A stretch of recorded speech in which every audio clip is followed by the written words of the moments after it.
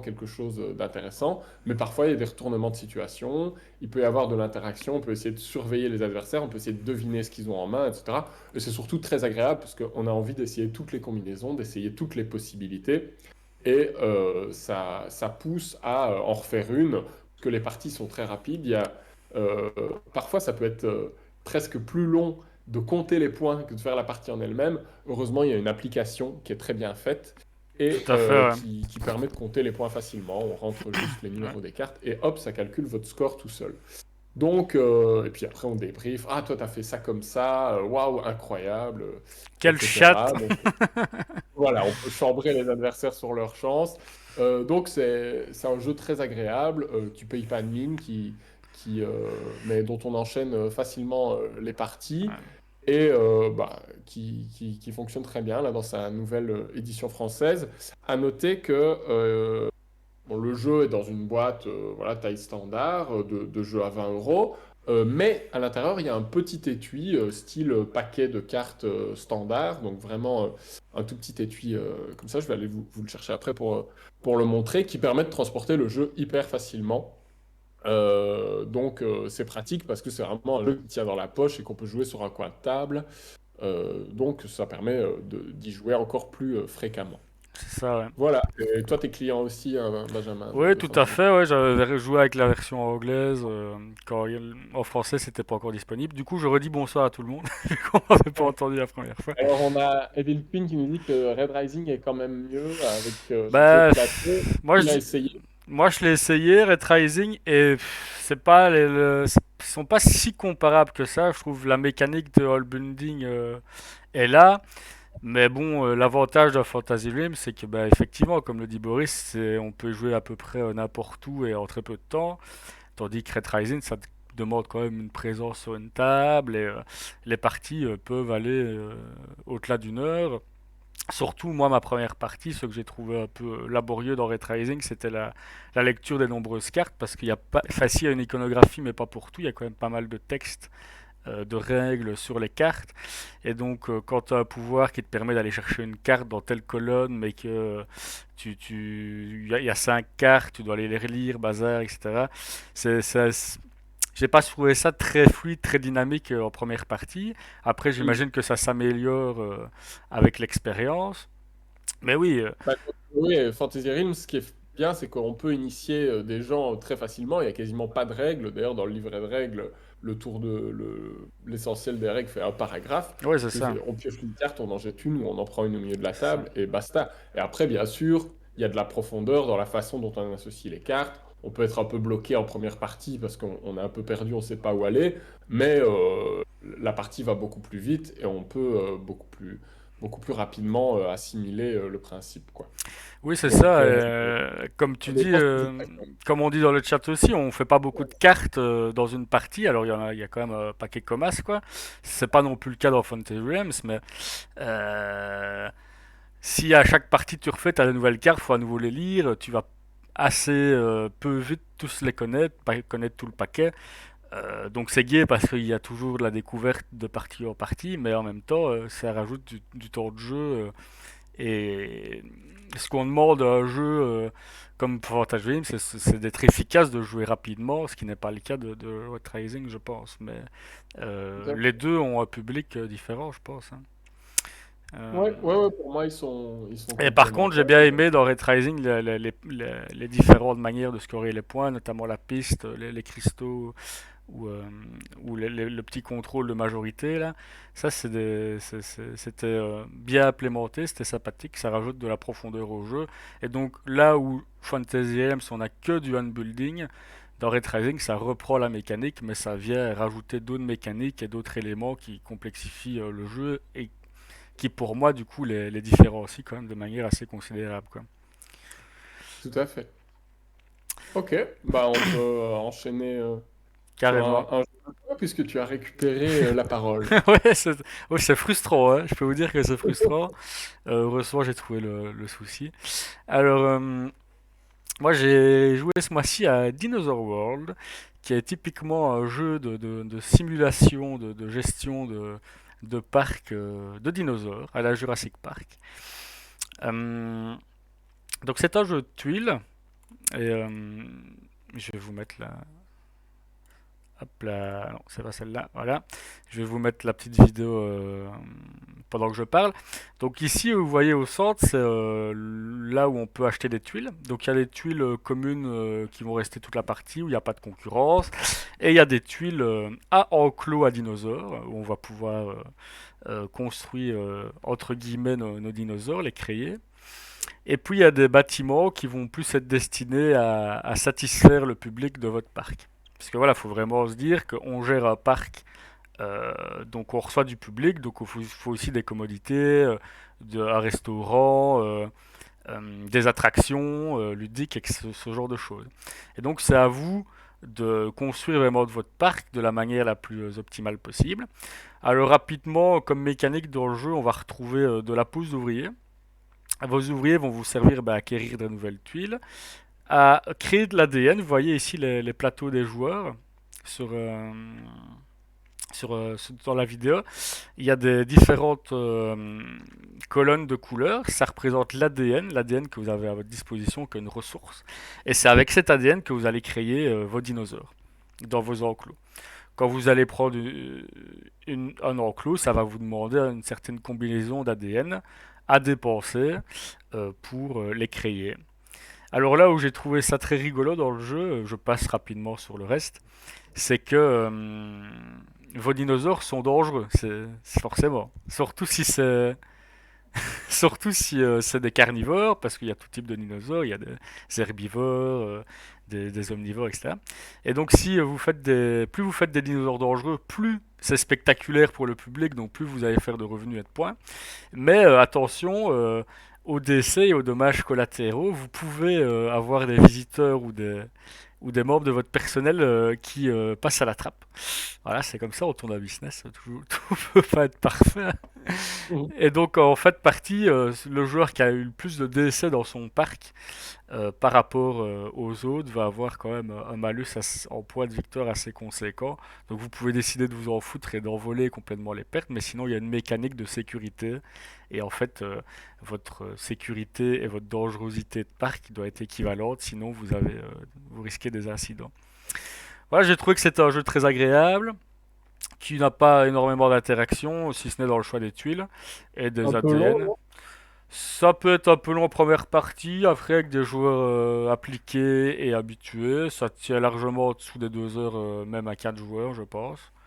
Donc Hmm. c'est raisonnable. Mais Il faut beaucoup de place sur sa table, il j'ai faut l'impression. effectivement beaucoup de place sur sa table. En Ça même temps, des prend. dinosaures, ça prend de la place, hein, Ouais, c'est ça. Et moi j'ai joué avec le jeu d'un ami qui a aussi des petites extensions, des petits modules. Donc vous pouvez aussi jouer avec des mammifères disparus du Crétacé ou du Jurassique, etc. Donc il y a moyen d'avoir ou même plus récent, je connais pas bien mon histoire des dinosaures. Mais voilà, il y a moyen moi, par exemple, moi j'ai joué avec un enclos à mammouth laineux. Il y a moyen, dans cette extension-là, il y a moyen de faire des ours des cavernes, des tigres à dents de sabre, etc. Il y a une autre extension qui rajoute les dinosaures sous-marins et une autre qui rajoute des hybrides. Je crois que c'est des trucs qu'on crée du coup au laboratoire. Oui, ok, moi, tu me reprendras. C'est toi le spécialiste. Voilà, je passe rapidement. Il y a d'autres mécaniques, donc c'est surtout du pose ouvrier. Il y a un peu de chance, un peu d'aléatoire. C'était très divertissant. C'est pas ultra compétitif comme gros jeu de gestion, mais on fait ce qu'on lui demande et le matériel est magnifique.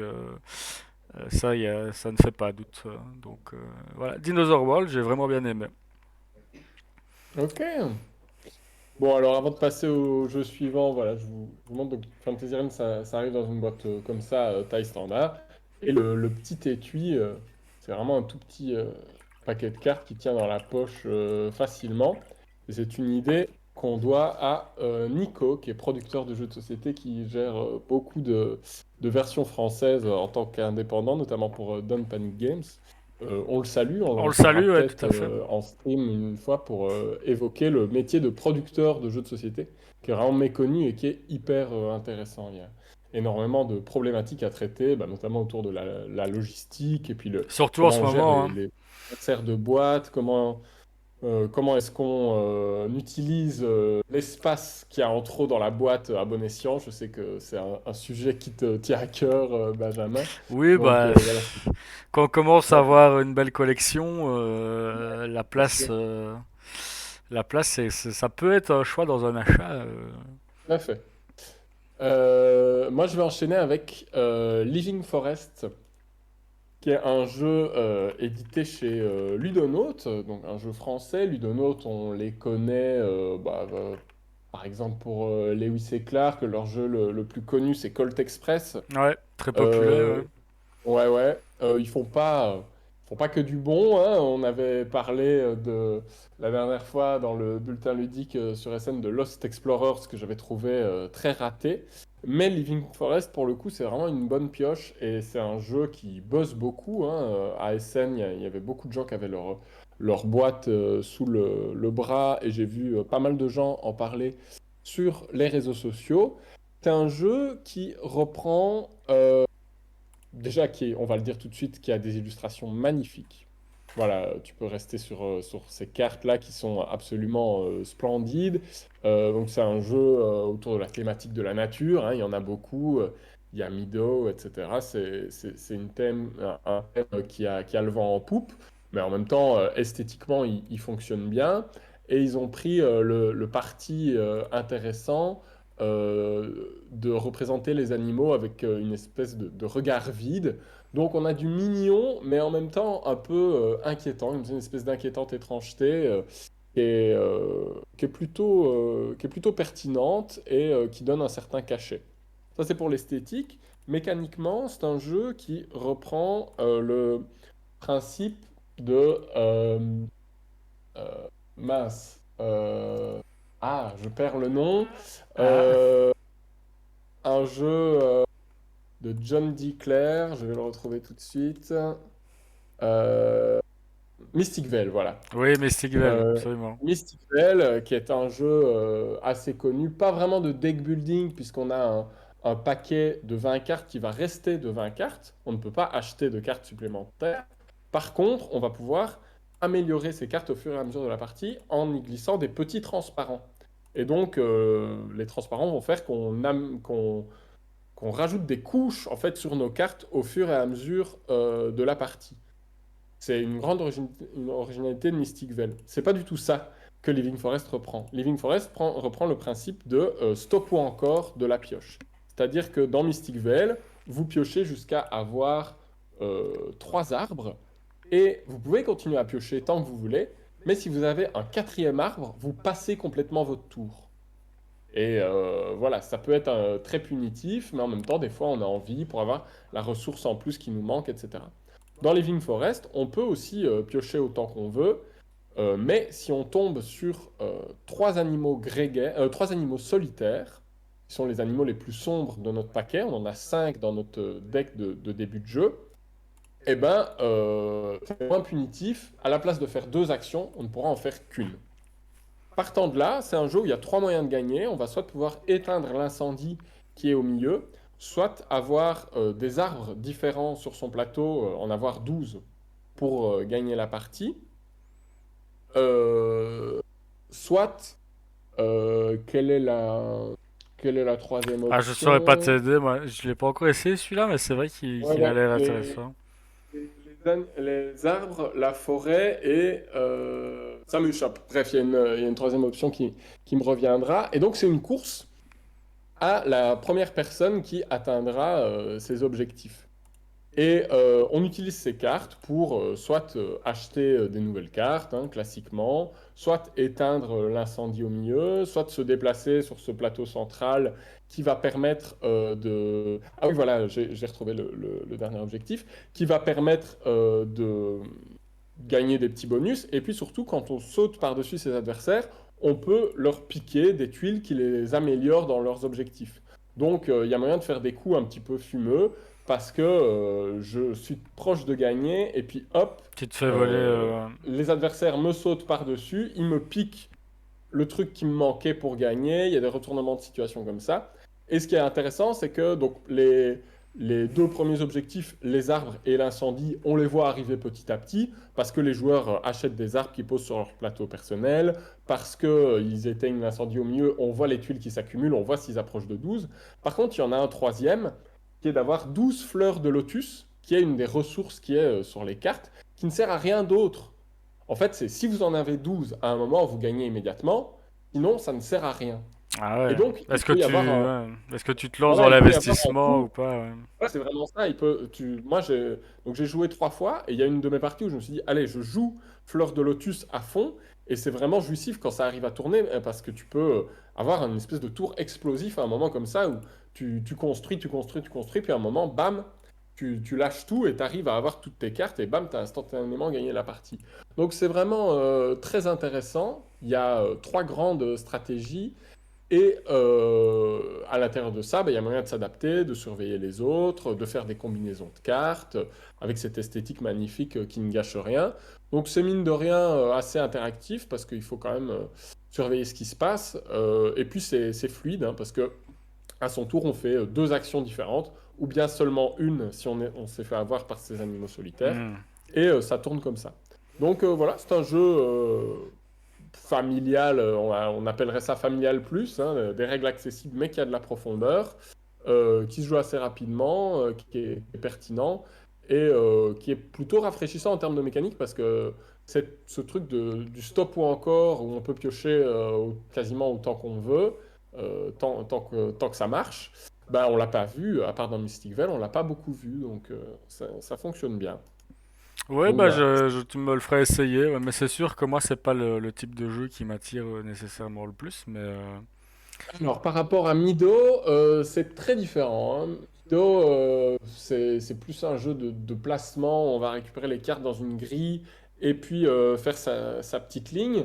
bah, Euh, c'est par rapport à l'esthétique, c'est vrai oui. ils sont. Alors, l'esthétique, ils sont dans la même case, bien sûr. Ben, ça, c'est vraiment une pure question de goût. Est-ce qu'on préfère le côté un peu suranné, herbier, parfois presque kitsch de Mido, mais qui en même temps fonctionne très bien? Ou est-ce qu'on préfère le côté un petit peu plus inquiétante étrangeté dont je parlais de Living Forest? Ça, c'est vraiment une pure question de goût. Par contre, la grande particularité de Living Forest par rapport à Mido, c'est que c'est un deck building.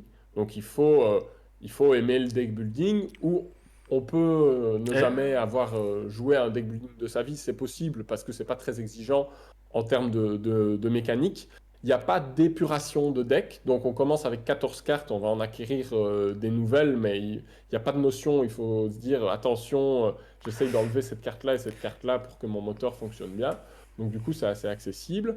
Mais voilà, c'est pas tout à fait, à part qu'ils partagent la même thématique, c'est pas tout à fait les mêmes jeux. ouais, mais à mon avis, ils peuvent viser le même public de par leur esthétique, quoi, en magasin, Ouais, bien etc. sûr, ouais, ouais, Ouais, c'est ça. bien sûr. Bah, c'est un jeu qui a l'air de bien fonctionner et Tant je mieux. trouve que c'est... Par rapport à cette gamme esthétique-là, j'en ai un que je présenterai tantôt dans les jeux à venir. Vous verrez. Sinon, moi, Ok, j'ai joué à un jeu qui, je sais, qui t'intéresse, Boris. C'est Iki, bien sûr. la nouvelle édition qui vient de sortir. Et Il est déjà commandé pour moi. ouais. Il arrive prochainement. Et alors, Iki, c'est un jeu thématique Japon médiéval qui a des mécaniques quand même assez singulières qui moi, m'ont beaucoup plu. Et donc je vais vous mettre une petite coup de cœur de cette année. Écoute, moi j'ai joué qu'une partie qui était en plus un peu particulière. Donc je ne me prononcerai pas sur le coup de cœur, mais c'est sûr il est vraiment bien. Et toi, Boris, qui aime beaucoup l'interaction, je pense que tu vas prendre beaucoup de plaisir parce que c'est un jeu extrêmement interactif. Alors, rapidement, qu'est-ce que c'est les mécaniques de Mido? Vous voyez qu'on le De plateau Mickey. de Mido, moi, de Iki, pardon. Ça, le plateau comme ceci représente un espèce de marché de Japon médiéval. Et on a chacun un meeple principal qui va bouger sur le plateau. En fait, à chaque... attendez, est-ce que je n'arrive pas à trouver le moment opportun? À chaque début de manche, on va pouvoir choisir l'ordre du tour. Et l'ordre du tour détermine également votre valeur de déplacement. Donc si je suis premier joueur, je ferai un déplacement. Si je me souviens bien, c'est ça la mécanique. Si tu es deuxième joueur, tu feras deux déplacements. Et donc ça, c'est super. Parce que le déplacement dans Wiki est fondamental parce que vous avez envie d'atteindre vos cahutes. Bon, décidément, je ne trouve pas de proposition visuelle opportune. Si voilà, on va se contenter de ça. Donc, même si c'est l'ancienne édition. Donc voilà, vous voyez, vous avez le sens ici de flèche et votre personnage va se déplacer. Quand vous arrivez Quand vous avez fini votre déplacement, vous allez arriver devant un duo de maisons avec une action ici qui est disponible en début de partie et que tout le monde peut faire quand vous vous arrêtez là. Donc ça va être de la gestion de commerce, du trade ou de l'acquisition de ressources, etc. Mais alors là, le twist principal de qui et où ça devient génial, c'est qu'il y a aussi une rivière de cartes qu'on peut acheter. Et les cartes, une fois que vous les achetez, grossièrement, vous allez les poser euh, en devanture, entre guillemets, sur les magasins. Et les cartes ont des actions particulières. Donc ça fait que quand vous allez arriver sur un lieu, s'il y a des cartes qui ont été placées, vous allez, en plus de l'action de base du lieu, pouvoir enclencher l'action d'une des deux cartes qui s'y trouve. Et ça bénéficie au joueur qui l'a posé, parce que sur chaque carte, on va mettre un petit meeple, et le meeple va monter à chaque fois que l'action est utilisée. Au bout d'un certain montant d'action, le meeple part à la retraite et vous récupérez la carte. Et ça va vous faire des revenus à chaque fin de manche, ou à chaque début, je ne sais plus. Et donc, vous avez envie de mettre des bonnes cartes qui vont profiter aux autres joueurs, donc ça va leur donner un avantage. Et vous, vous êtes content parce que vous allez la récupérer plus tard. Donc c'est comme ça que ça tourne le jeu. Donc il y a énormément d'interactions à ce niveau-là, vu que c'est les joueurs qui vont construire le plateau et les opportunités qu'on va se créer et qu'on va créer aux autres joueurs. Donc ça, cet aspect-là, j'ai vraiment trouvé ça super malin, super intelligent. Et j'ose même pas imaginer la rejouabilité que ça offre comme système de jeu. C'est assez colossal. Il y a une petite mécanique d'incendie qui met un peu de tension dans le jeu, c'est-à-dire que 3 fois par partie, il y a une incendie qui va se déclencher dans un des 4 quartiers. Et si vous n'êtes pas assez protégé en incendie, il y a une piste à monter pour s'en protéger, les bâtiments risquent de brûler, donc vous perdez la carte. Donc c'est très dommageable. Il y a aussi une petite dimension de collection d'ensemble, donc les cartes sont de différentes couleurs. Et en fait, partie, si vous arrivez à faire un set de toutes les cartes, de toutes les couleurs différentes, vous faites beaucoup de points. Vous pouvez aussi aller choper des bâtiments à construire sur le plateau qui vont vous faire beaucoup de points mais qui vont pas faire d'action, qui peuvent aussi brûler. Donc quand vous les mettez, il faut bien les protéger. Voilà, désolé, j'ai pas vraiment. Celui-là, je l'ai rajouté en dernière minute. J'ai pas trouvé d'illustration très parlante, mais j'espère que j'ai été clair.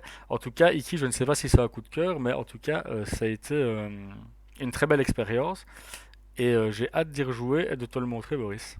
Ouais, ouais, ça donne envie, ça donne vraiment envie. Et puis là, on a vu l'ancienne édition, mais la nouvelle, pour le coup, a vraiment été complètement retravaillée par Storyware French. Ils ont aussi beaucoup bossé avec l'auteur original pour améliorer certains détails qui n'allaient pas, pour faire quelques petites modifications pour que ça soit plus, euh, plus optimisé, plus agréable, plus fin stratégiquement, etc. Donc c'est aussi une édition revue et corrigée sur le plan esthétique et sur le plan mécanique. Donc du coup, ça n'en rend le jeu que meilleur et ça donne vraiment envie de le découvrir. C'est un jeu qui marche très bien hein, pour un jeu Ouais, expert comme ça. Il est en rupture de stock chez absolument. Ouais. l'éditeur. Donc c'est génial. C'est rare qu'un jeu expert comme ça, dès son premier tirage, arrive aussi vite en rupture de stock.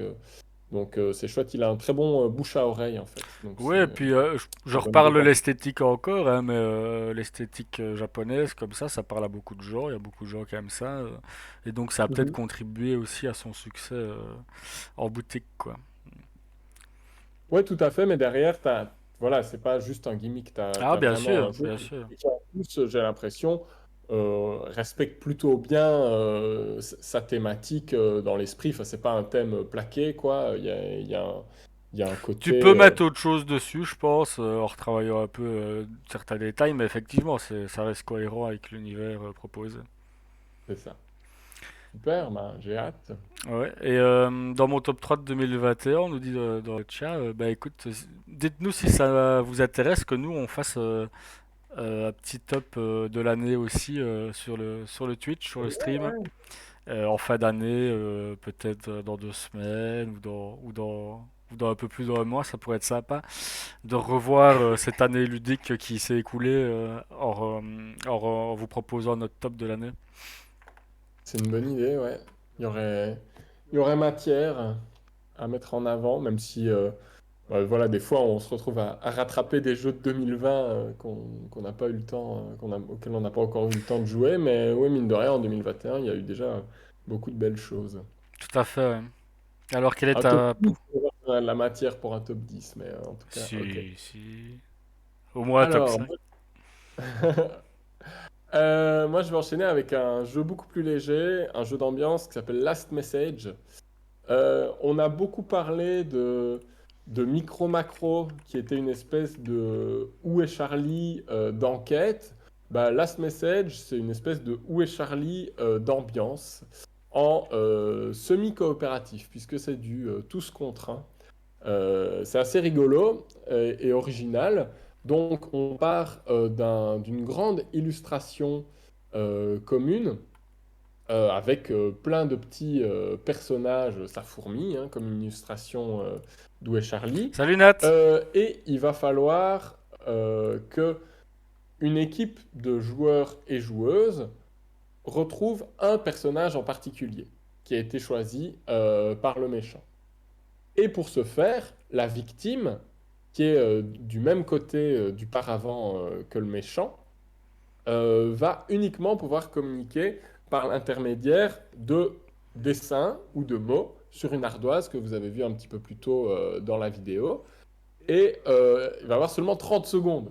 Donc vous voyez la complexité de l'illustration et vous imaginez que vous avez juste 30 secondes pour expliquer où est un des petits éléments du décor. C'est déjà compliqué en soi. Maintenant, vous ajoutez le fait que la personne qui interprète le méchant va effacer des cases de votre dessin. Donc l'ardoise est composée de 9 cases, et à la première manche, il va effacer 5 cases sur 9, qui est absolument Ah oui, c'est euh, ça. diabolique, et ce qui fait que votre dessin ou vos mots, etc., ne ressembleront plus à rien. Donc ça fait appel à des réflexes très intéressants, qui sont pas évidents en première partie, mais qui sont euh, vraiment originaux, parce que il faut par exemple faire en sorte que son dessin déborde sur plusieurs cases et que toutes les cases en question soient pertinentes. Si on écrit un mot, il faut faire en sorte qu'il soit aussi à cheval sur plusieurs cases et que chaque part du mot puisse être encore plus ou moins Interprété de intelligible. manière individuelle. Voilà, une fois qu'il y a la moitié qui a été effacée.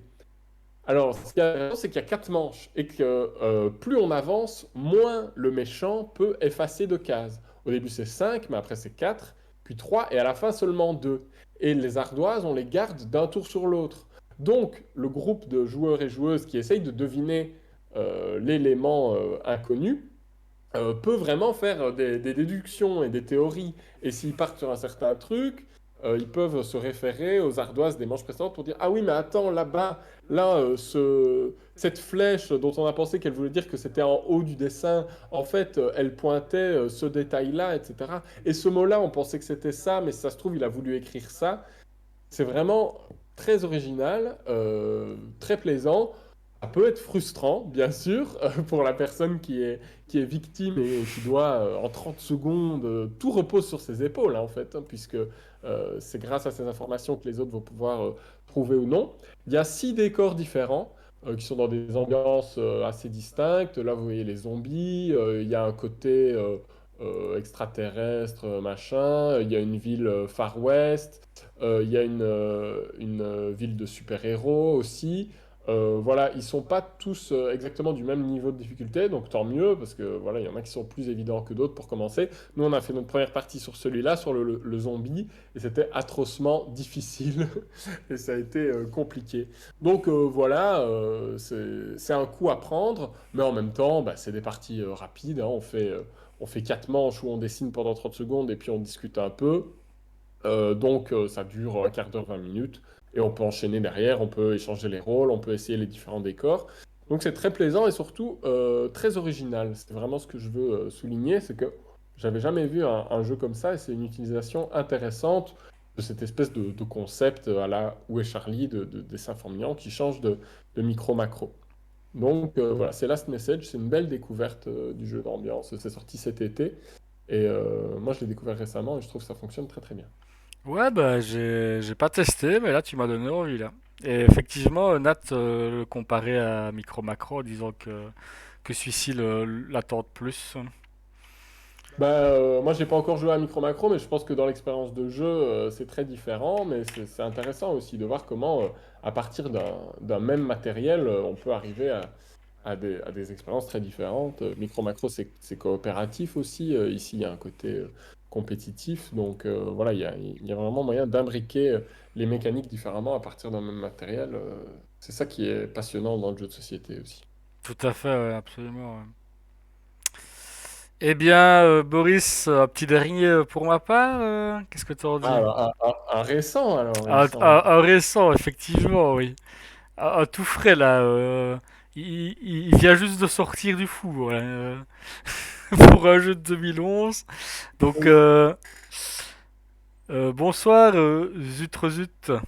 Il y a effectivement Boris qui m'a fait découvrir cet après-midi ce jeu, A Few Acres of Snow. Je fais toujours mon possible avec l'accent, hein, vous ne m'en tiendrez pas rigueur. Et donc, qui est un jeu de Martin Wallace, qui est assez vieux, il a déjà 10 ans, hein, Ouais. 2011. C'est impressionnant. Et donc c'est un jeu qui revient sur la guerre franco-anglaise qui s'est déroulée au XVIIIe siècle sur le continent nord-américain, pas pour sa domination tout simplement, ou en tout cas pour leur implantation de leur empire respectif dans la région. Et donc c'est un jeu de duel, de confrontation, donc il se joue exclusivement à 2 joueurs. Effectivement, il est aride visuellement et moi ça m'a pas déplu, au contraire. Il a un charme tout particulier que j'aime bien, y compris la, la couve.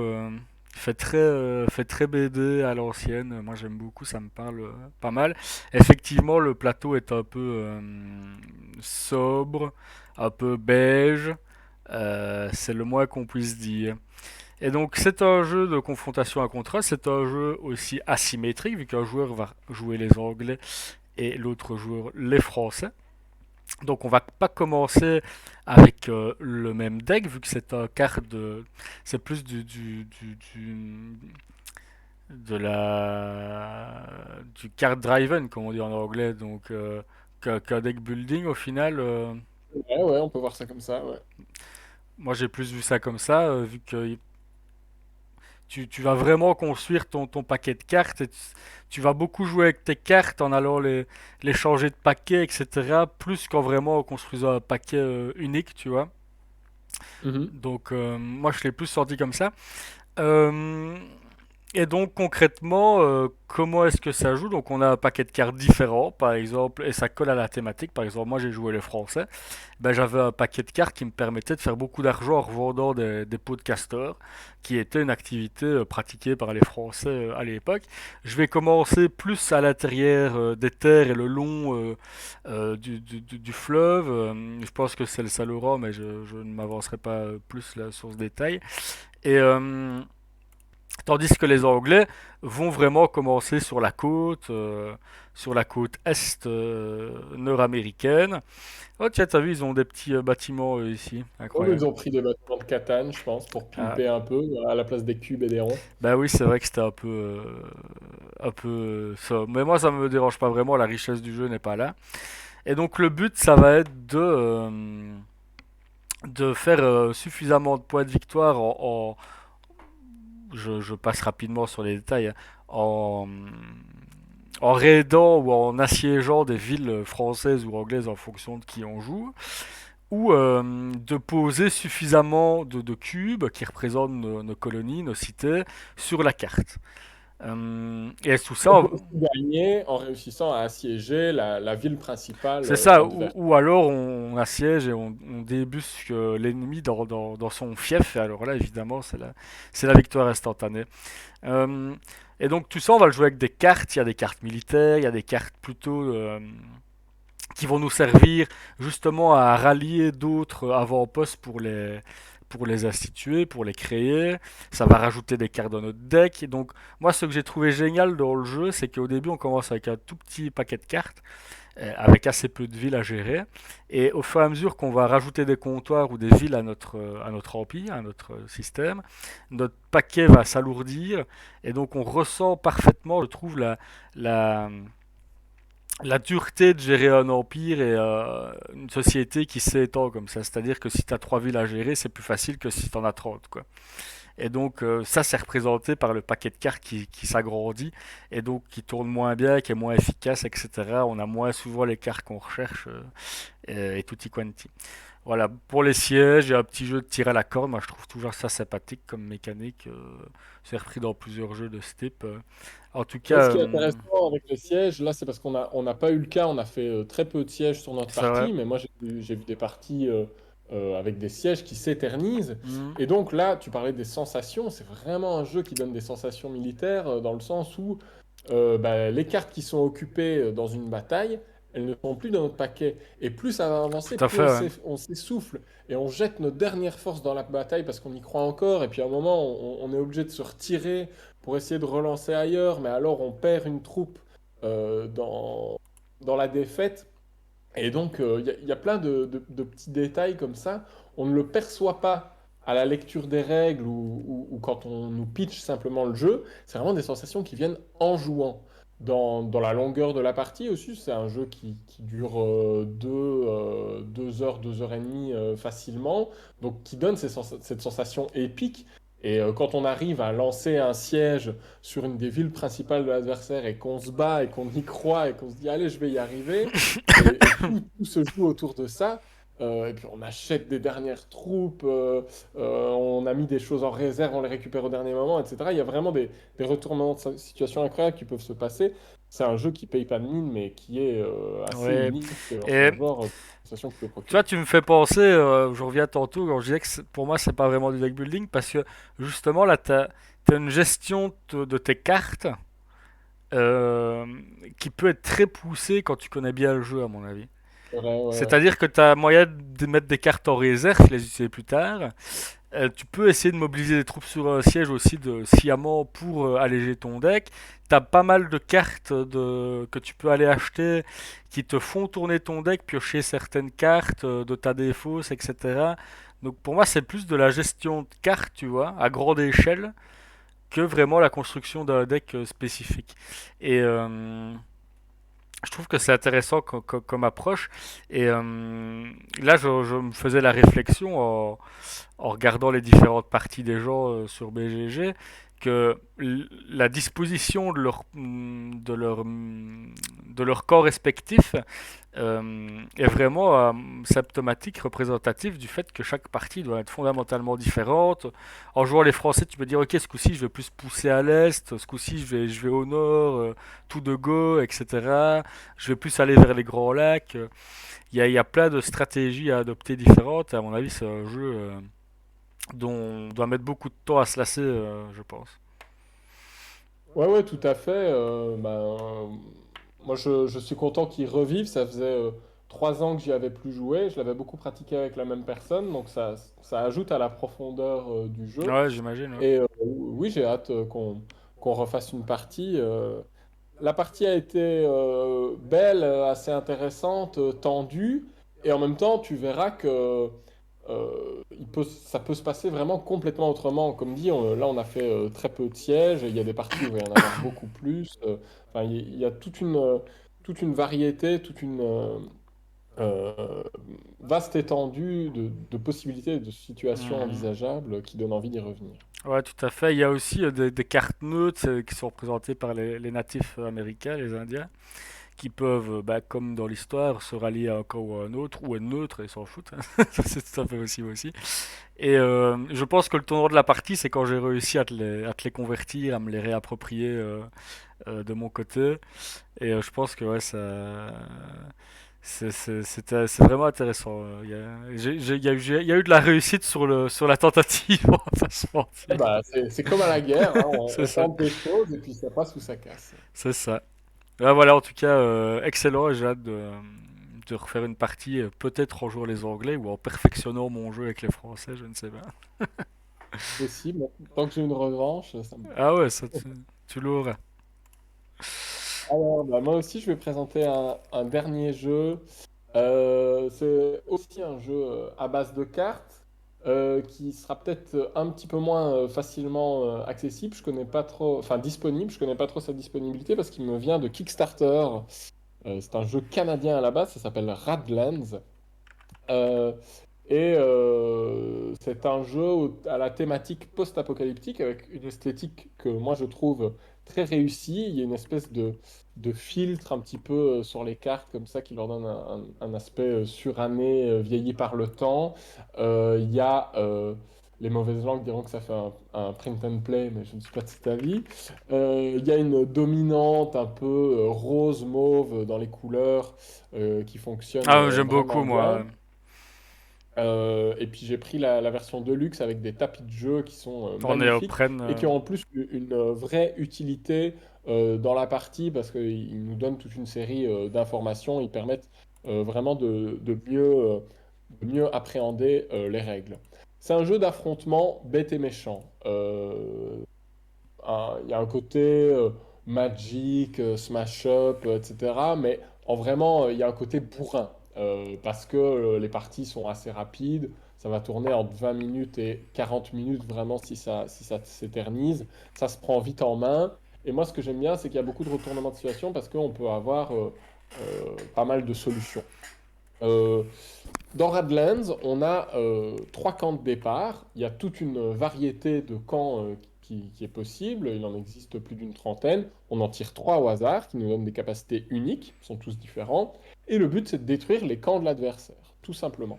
Et pour ce faire, on va jouer des cartes de deux types différents. On va jouer des humains, bon, des humains post-apocalyptiques, hein, donc des assassins, des snipers. Évidemment, l'eau est une ressource, est une denrée rare, donc ça va être la monnaie pour jouer vos cartes. Donc il va y avoir des cartes qui seront plus attachées à la gestion de l'eau, etc. Ah, il devrait être dispo en retail, mais sans les tapis. Ben, je trouve que sans les tapis, on perd quelque chose, mais le jeu reste probablement Oui, et puis chouette s'il est pour ça. moins cher, Ouais, si voilà, les gens ça, l'apprécient, ils peuvent peut-être trouver les tapis en tout ligne à ou fait. Je pense ailleurs. que le jeu sera pas très cher parce que c'est juste une grosse centaine de cartes, donc ça va être aux alentours de 20-25 euros. Et donc, on a ces humains qu'on peut mobiliser, qui vont défendre nos camps, parce que on les place en colonne devant nos camps, et c'est uniquement quand un camp n'est pas défendu par des humains en face qui pourra être attaqué. Donc, il y a une gestion du placement qui est très, très basique, mais qui est appréciable et qui fonctionne bien. Et on a aussi des événements qui vont aller dans une petite file sur le côté de son tapis de jeu et qui vont avancer entre les tours. Donc, les événements les plus puissants, ils vont arriver seulement en position 3, Hmm. et au début de mon tour, ils vont avancer en position 2, et puis en position 1, et c'est seulement à ce moment-là, quand ils débutent mon tour en position 1, qu'ils pourront être résolus. Donc c'est intéressant parce qu'on peut voir certains coups arriver, puis évidemment il y a certains événements qui se jouent instantanément, donc il y a des retournements de situation, etc. Donc voilà, c'est un côté, je joue des cartes, après j'utilise leurs effets, boum boum boum, pendant ta tronche, etc.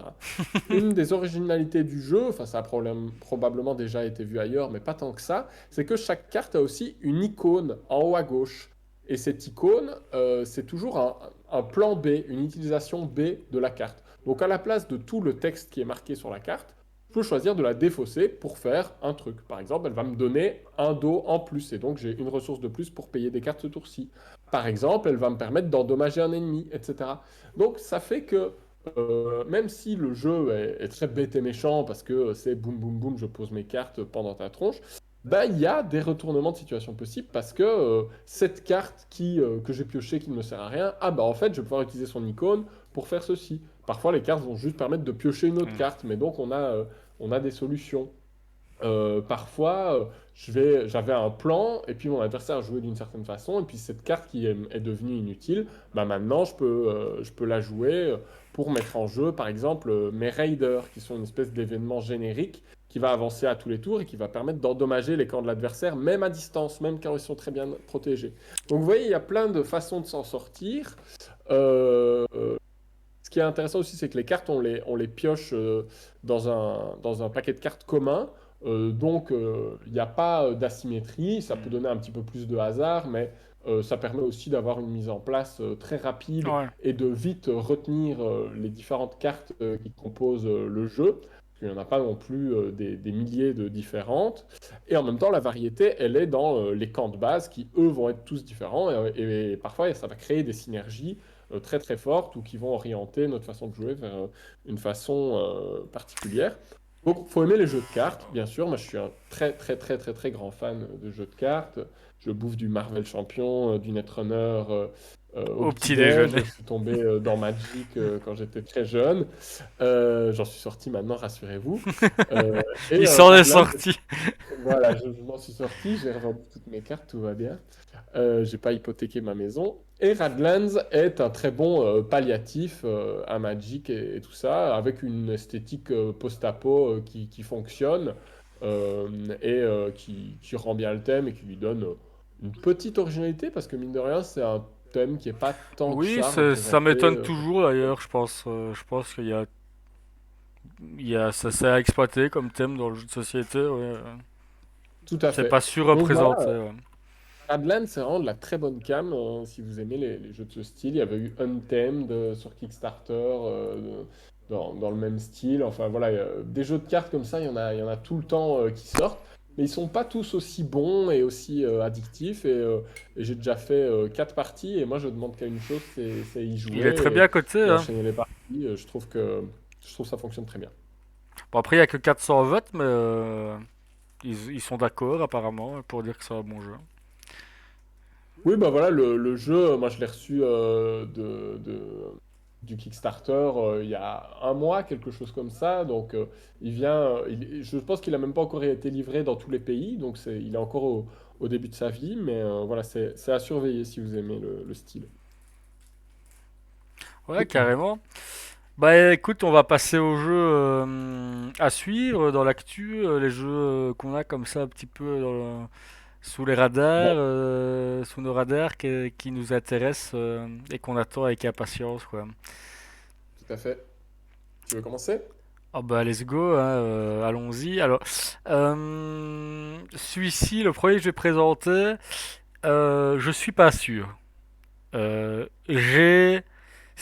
suis plus curieux que hypé. On va dire ça comme ça.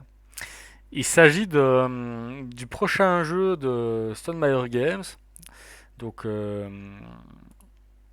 c'est Rolling Realms. Donc, c'est le prochain jeu de Jamie Stegmaier. C'est encore Roll and Write, un de plus. C'est aussi pour ça que je suis pas plus hypé que ça, parce que bon, de ce genre-là, on en a quand même bouffé à toutes les sauces. Ouais, mais c'est le roll and write ultime, c'est celui qui mélange. Il y a plusieurs jeux en un, c'est ça? C'est ça, et donc moi j'attends pas systématiquement, mais je suis je suis en tout cas l'actualité de Stone Meyer Game, parce que je trouve que leur qualité éditoriale est toujours au rendez-vous. Je trouve qu'il y a, depuis peut-être la sortie de Tapestry, et de Pendulum plus encore, il y a peut-être un désintérêt progressif de la communauté envers les jeux Stone Meyer Game, ou jusqu'à Tapestry, je trouve que chaque jeu était vraiment attendu ardemment. Il y a eu Sight, Wingspan, etc., qui ont été des gros hits, quoi. Et les gens se sont habitués à ça, mais bon, un éditeur peut pas faire que des hits systématiquement. Je pense que c'est impossible. Et donc, tout ça pour dire qu'effectivement, comme tu le dis, Boris a réuni plusieurs jeux en un. Et peut-être que Stone Meyer Game a dans l'idée justement de ranimer la flamme de ses anciens hits, parce que la particularité de ce jeu, c'est que ça va reprendre la thématique de tous les anciens jeux de Stonemaier Game. Donc, c'est-à-dire qu'à chaque manche, on va tirer 3 cartes euh, parmi les 9 disponibles, et chaque carte fait référence à un jeu de Stonemaier Game. Donc vous voyez, par exemple ici on a Charleston, Viticulture, Pendulum, Euphoria, Sight, etc., etc.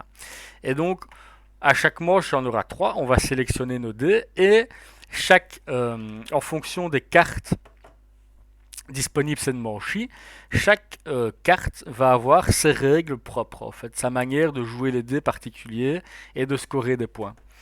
Et donc, sur chaque carte, si j'ai bien compris, soit on va pouvoir aller chercher des ressources qui vont nous aider à scorer plus tard ou à jouer sur la valeur des dés, etc. Soit on va pouvoir faire du score directement sur les cartes. Et donc, par exemple, vous voyez ici la carte de tapestry, pour ceux qui connaissent. Ça rappelle un petit peu la mécanique des districts de la capitale, où on doit remplir nos districts avec des bâtiments. Et bien ici, chaque chiffre de dés est associé à une forme de polyomino qu'on va pouvoir remplir dans notre grille. Et quand on a fermé nos districts, bah, comme dans le jeu Tapestry, on va gagner des cadeaux, des ressources, des points, etc. Euh, et chaque site, par exemple, ça va aussi rappeler, ça va être une règle propre qui va un peu évoquer les mécaniques qu'on retrouve dans site. Si on prend par exemple Wingspan, eh ben, on voit que l'iconographie rappelle un peu Wingspan. Donc si on a joué au jeu, à tous ces jeux-là, ça peut nous parler, on peut trouver ça sympathique, on peut trouver ça rigolo.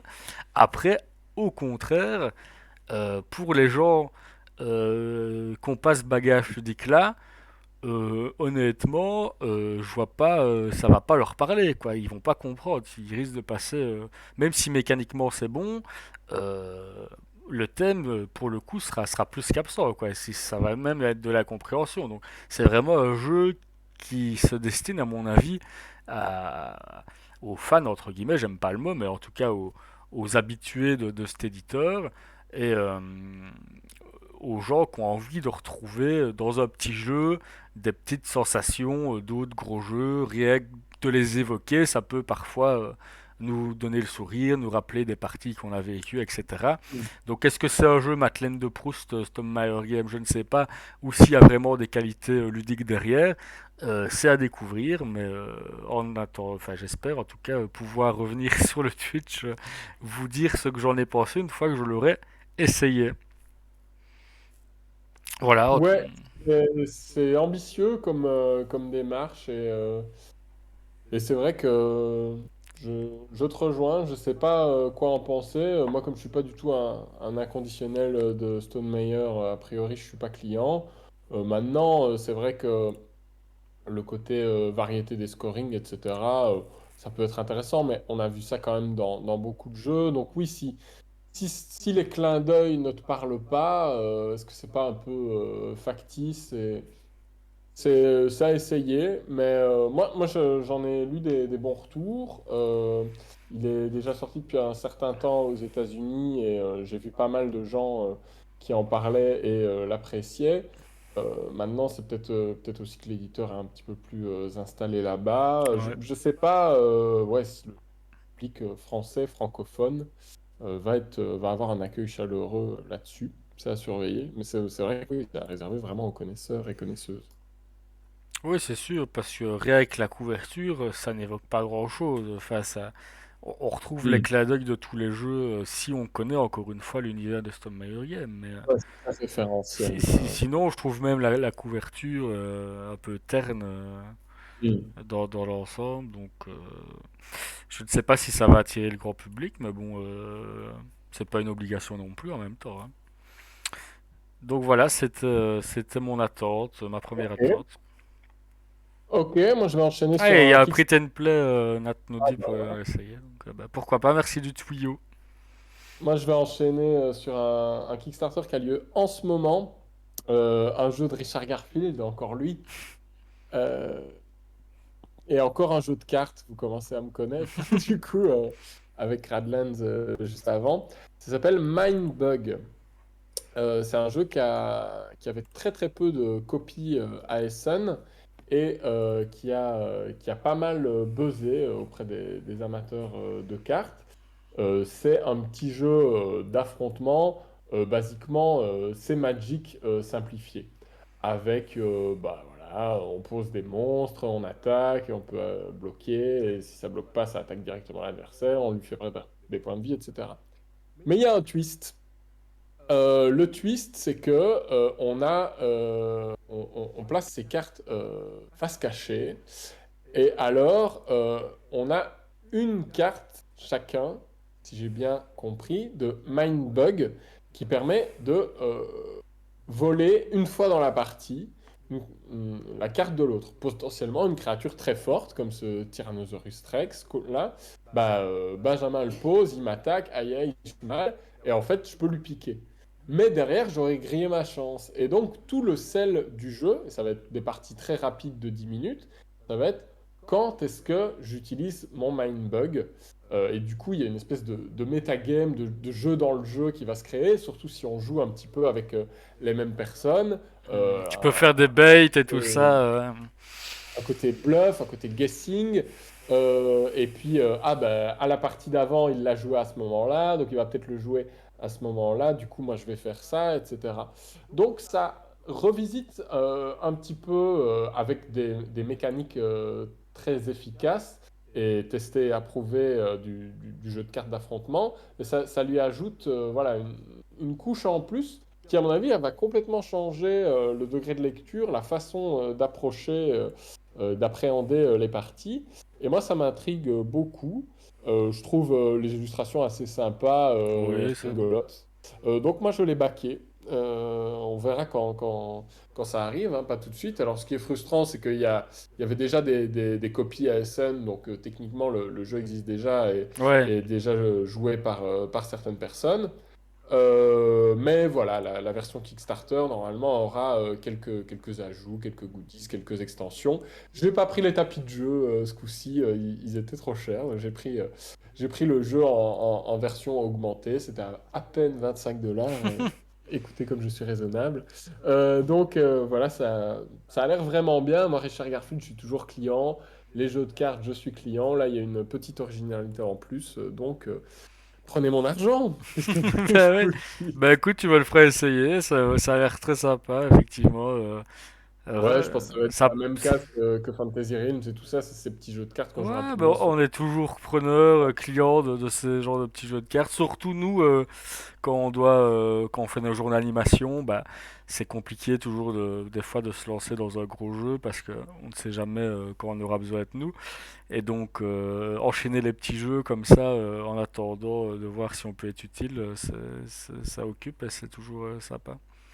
Bah, c'est une transition d'ailleurs toute trouvée pour rappeler s'il y a des Liégeois qui traînent dans Absolument, le ouais. stream ou en replay, qu'on fait régulièrement donc des après-midi jeux qui commencent à 14 heures et qui se poursuivent jusqu'à environ 22 heures. Au magasin L'Autre Monde, situé rue Hors-Château à Liège. Donc on salue Geoffrey, on le remercie vraiment pour son accueil s'il passe par là. On le remercie Généralement, chaleureusement. c'est le dimanche, un dimanche sur deux. Et voilà, si vous êtes curieux et curieuse d'essayer les jeux qu'on a dans notre collection, les jeux dont on parle sur ce stream, généralement, c'est qu'on les possède d'une façon ou d'une autre ou qu'on peut se les procurer. À nous trois, les membres actifs de l'association, on doit facilement avoir allez, quelque chose comme 800-900 jeux, donc faut pas hésiter à pousser la porte et puis à nous demander un jeu en particulier. Et on se fait un Oui, plaisir et de vous puis les expliquer. Et moi, entre les gouttes, on joue un petit peu quand on peut. j'ai longtemps été freiné par l'élitisme de certains milieux, pas spécialement en jeux de société, mais il y a plein de milieux élitistes dans la vie, où on n'a pas toujours la volonté, où on a peur de se faire son trou. Nous, justement, dans notre assoce à Bulle Ludique, on mise sur l'initiation, sur l'accessibilité, sur le renouvellement des gens, et on prend plaisir à faire découvrir notre hobby à d'autres personnes. Et donc, c'est pas du tout. C'est pas du tout un vieux club Ah, du coup, de, de mecs qui font leur soirée entre eux. Non, tout le monde est oui, donc c'est bienvenu, un jeu voilà. Non, notre mot d'ordre, c'est vraiment la bienveillance et l'accueil. Donc, bien c'est entendu. pas grave du tout si vous y connaissez rien en jeu de société. On a aussi des jeux d'ambiance, on a des jeux très simples. S'il faut qu'on réexplique 3 fois, on réexpliquera 3 fois, il n'y a pas de souci. Je vais Et peut-être puis, ce qui soupirer, est mais chouette, c'est pas grave. euh, ouais. Et ce qui est chouette, c'est de se mélanger, de faire des rencontres, etc. Et donc, l'autre monde est vraiment un bel endroit pour ça. Donc, Et une belle ouais, boutique au demeurant. une belle boutique. Toujours mieux d'acheter en boutique quand on habite suffisamment près. Tout à C'est fait. bien de le souligner. Ok, bah, je te laisse enchaîner, Benjamin. Bah carrément. Alors, je vous ai parlé d'un jeu tantôt dont l'esthétique me rappelait Living Forest et Mido. Et donc, je pensais à Flourish, Ah oui, qui est pour le coup un jeu la que team des bordels. voilà, moi, pour le coup, qui est un jeu que moi je n'attends pas, mais que je pense que beaucoup de gens attendent, parce que, comme Boris le dit, c'est fait par James Wilson et j'imagine sa compagne, qui ont le même nom, ou sa sœur, je ne sais pas, ou peut-être sa maman. Et, et donc, c'est effectivement le créateur d'Everdell, qui a un hit complètement, complètement fou dans l'univers des ludistes, qui moi, ouais, c'est un bon jeu, mais c'est pas ma came absolue non plus. Et donc, mais c'est des jeux qui parlent justement, par rapport à ce qu'on disait, au grand public, de par leur esthétique, de par leur accessibilité, pardon, euh, de par leur élégance, leur fluidité, etc. Et leur matériel. Et donc ces jeux-là sont importants justement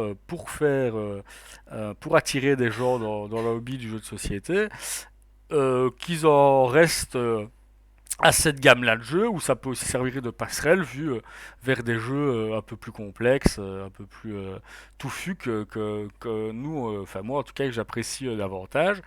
Et donc pour quand même parler rapidement de Flourish, c'est un jeu qui se joue de 1 à 7, donc déjà ça peut être un avantage considérable. Il est jouable en solo comme le spécifie à l'instant Nat dans le chat, et il incorpore également un mode coopératif. Donc il y a vraiment compétitif, solo, coopératif, donc il y a vraiment tous les modes, toutes les variantes à disposition. Je ne saurais pas vous dire, vu que j'ai pas joué aucun des modes, si ils s'équivalent tous, mais en tout cas c'est proposé par les auteurs. Et donc c'est un jeu de draft, de cartes. Euh, je me suis pas spécialement penché sur les mécaniques, mais c'est le speed du jeu, c'est faire un plus beau jardin que son voisin. Et donc c'est pour ça que je voulais en parler, parce que c'est un jeu supplémentaire dans cette esthétique un peu comme ça bucolique, de jardin, euh, de faune et de flore, aux illustrations très léchées et très travaillées. Et donc toute cette gamme de jeux, même s'ils sont différents, je trouve ils ont ce point commun de l'esthétique. Et il y a beaucoup de passions dans la vie qui sont favorisées par l'esthétisme plus que par autre chose. Et donc je trouvais ça intéressant à souligner. Voilà, Flourish. Je sais pas si Ouais, toi tu... de ce que j'en sais, c'est un jeu de pose de cartes avec des combinaisons, etc. Un petit peu jeu à moteur.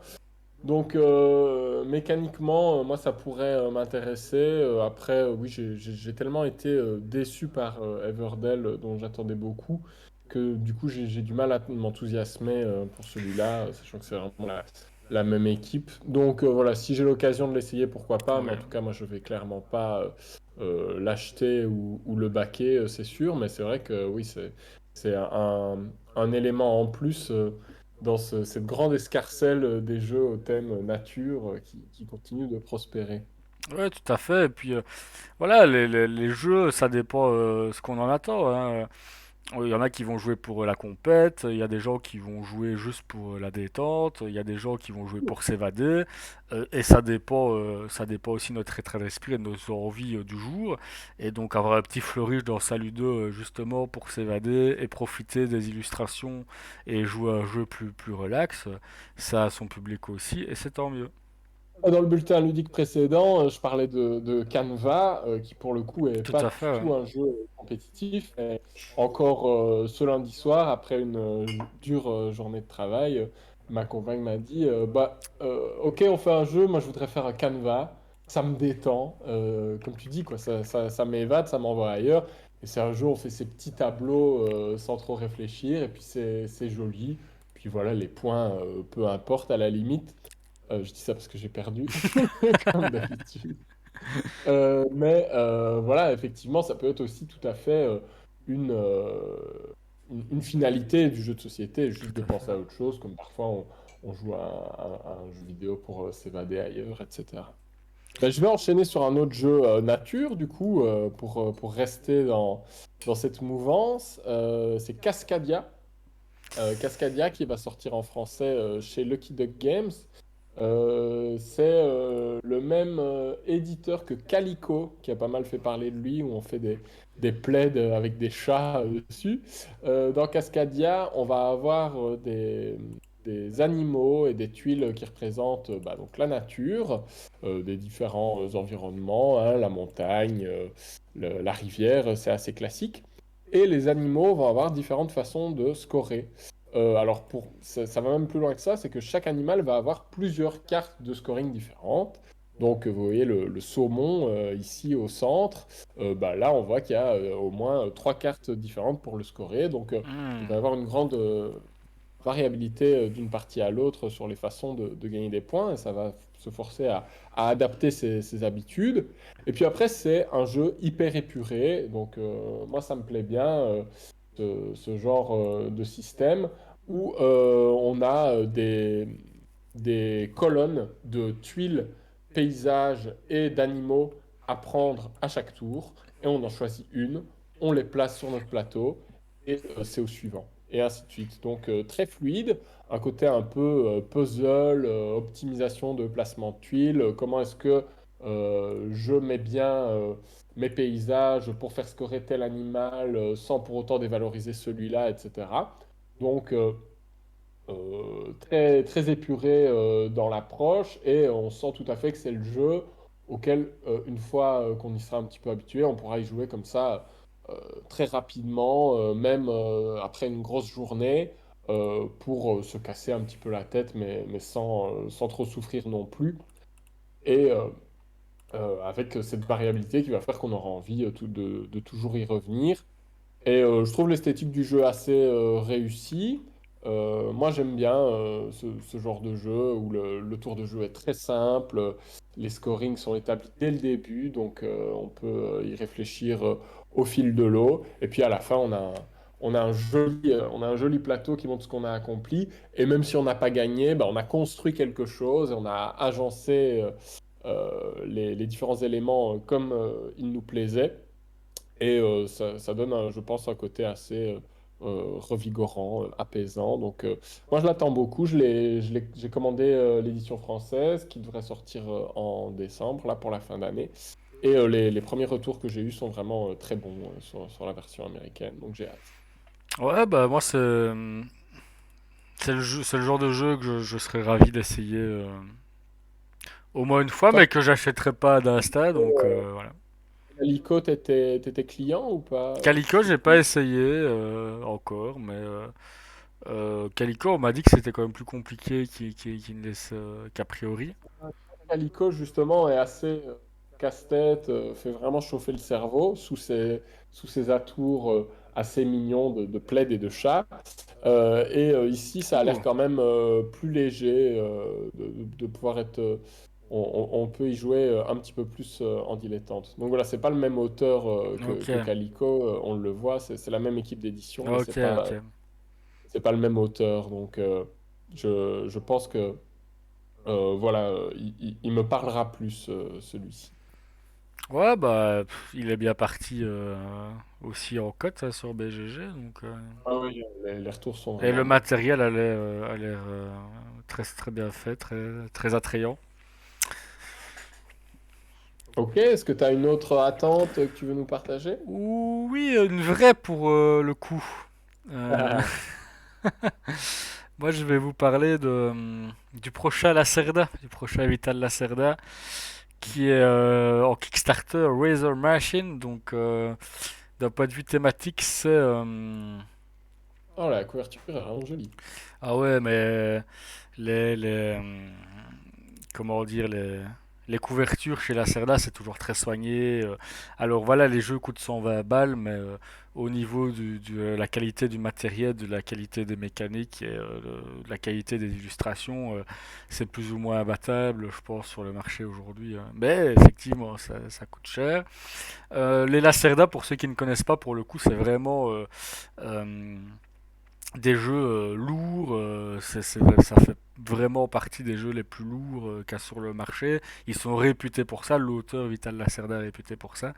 Et chacun de ces jeux est assez attendu parce qu'à chaque fois il réussit tout de même à allier thématiques fortes et mécaniques fortes. Et moi c'est quelque chose que je l'ai déjà dit ici, que j'apprécie beaucoup dans les jeux de société, quand la thématique se lie à la mécanique et vice-versa. C'est le cas dans The Gallerist, où on doit gérer une galerie d'art, c'est le cas dans On Mars, où on doit aller établir une colonie martienne.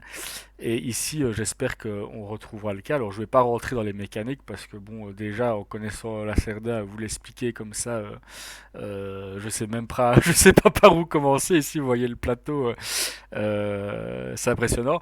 Mais je sais qu'il y a de la pose ouvrier, je sais qu'il y a de la collection d'ensemble, ce genre de mécanique. Et c'est toujours très élégant, c'est toujours très fluide, et c'est toujours un gros pavé à lire les règles, mais tout fait sens une fois qu'on y joue, parce que le game design du jeu est élégant et est fait avec discernement, avec réflexion, et fait de manière consciencieuse, quoi. Donc j'espère que toutes ces qualités se retrouveront dans ce titre. Je ne sais pas si je pense pas le baquer parce que 120 euros c'est quand même une somme, mais j'espère avoir la chance de l'essayer tôt ou tard. T'en possèdes aucun, toi, des Lacerda, si je dis pas de J'ai bêtises. aucun Lacerda, non, personnellement. Non. J'ai la chance d'avoir essayé trois d'entre eux, mais toujours avec des copies d'autres joueurs. Hmm. C'est parce qu'il y en a aucun qui t'a mis suffisamment le coup de cœur ou tu penses que tu le sortirais Je pas pense ou... que je le sortirai pas. Et puis j'avais d'autres priorités ludiques plus accessibles en termes de sortie et en termes de coût, tout simplement. Et quand je vois déjà des barrages ou des jeux comme ça que j'adore, que j'ai fait l'investissement et que j'ai du mal à sortir, à la Cerda, même si on adore ça, il faut quand même être dans le mood, quoi. Il faut avoir sa soirée, il faut avoir l'esprit serein, il faut avoir le courage de se retaper les règles. Parce que, bon, quand ça fait 6 mois que tu as joué à la Cerda, même si tu as une excellente mémoire, il va falloir revoir des bazars. Euh, Même si ça revient assez vite, hein, ça revient assez vite, honnêtement. Et donc, oui, je conseillerais peut-être ceux qui veulent se lancer dans les Lacerda. Bah, dans ceux que j'ai testés, je pense que The Gallerist est peut-être le plus abordable d'entre eux. Et encore une fois, c'est rien d'insurmontable, hein. On dit que c'est un jeu lourd parce que c'est la réalité, mais n'importe quelle personne avec un peu de volonté Non, c'est et tout. de concentration est capable d'y arriver, hein. Et de prendre du plaisir, hein, si c'est ce qu'elle recherche dans le jeu de société, hein. Mais en tout cas, je pense que ne serait-ce que pour l'expérience, ça vaut la peine un jour si vous avez l'occasion d'essayer la Cerda. Le thème est rigolo de celui-là, Weather Machine, Oui, ça ça me joue rappelle, sur le climat. C'est un scientifique qui veut manipuler le climat pour le sauver. ça me rappelle une vieille histoire des Schtroumpfs où il y a Oui, un Schtroumpf qui fait une machine. J'adorais cette histoire-là. Il crée une machine pour manipuler le climat et puis évidemment ça se dérègle et puis c'est le bazar dans le village. Donc j'ai de l'affection pour ce thème. ça me poussera peut-être vers l'essai, mais je ne vais pas non plus le baquer parce que j'aurai clairement pas le public pour. Et je ne suis même pas sûr de moi-même être le public Je suis pour, mais pas baf, oui. Je pense que tu serais capable de reconnaître les qualités ludiques et l'intelligence du jeu, mais je ne sais pas si tu prendrais beaucoup de plaisir à le jouer souvent, quoi. c'est ça. Il Ok, y a tellement d'autres propositions de toute façon, donc voilà. on continue le ping-pong avec un jeu beaucoup plus crétin, beaucoup plus ambiant. C'est Sandwich Masterclass. C'est la réédition d'un vieux jeu que certains considéraient comme culte, le tout premier jeu de Christophe Rimbaud, donc l'auteur de Colt Express ou de plus récemment Star Clicker. Je crois que la première édition était sortie en 2010, quelque chose comme ça. C'est celle qu'on voit ici à l'écran. Je t'ai préparé aussi une. Ah oui, non, j'ai pas prévu de vidéo pour celui-là. Mais il y a une vidéo très amusante sur la chaîne YouTube du Passe-Temps où il joue à Sandwich dans la vraie vie. Donc Sandwich, c'est un jeu où on va se préparer des sandwichs, mais avec des cartes. Il y a une petite mécanique où on a trois cartes ingrédients devant soi. Il y a de tout, hein. Il y a des cornichons, de la confiture, des noix de pécan, des épinards, des aubergines, du piment, tout ce qu'on veut. On a trois cartes devant nous, on en retourne deux, et hop, c'est un jeu de rapidité. On prend ce qui nous intéresse. On fait son marché. On peut aussi récupérer une carte face cachée si on veut tenter sa chance. Euh, donc, il y a des gens qui vont. Ouais, bon, là aussi, ils se font pour des sandwichs. Riche le On peut- sandwich, riche. ouais, bah, si tu respectes les cartes du jeu, ça peut donner des associations particulières. Euh, donc, il y a des gens que ça frustre les jeux de rapidité. Ici, ce qui est amusant, c'est que on n'est pas vraiment pénalisé si on est lent. C'est juste qu'on va avoir des ingrédients peut-être qui sont pas les plus prisés par défaut, mais les cartes n'ont pas de valeur en points ou quoi que ce soit. C'est juste des choses à manger. Et donc certaines vont être plus faciles à placer que d'autres, mais voilà, c'est un jeu de rapidité pas trop punitif. Donc ça, c'est la première phase, on fait les courses, on récolte des ingrédients, et puis après, on va créer des sandwichs de trois cartes, de trois ingrédients qu'on va proposer aux autres joueurs.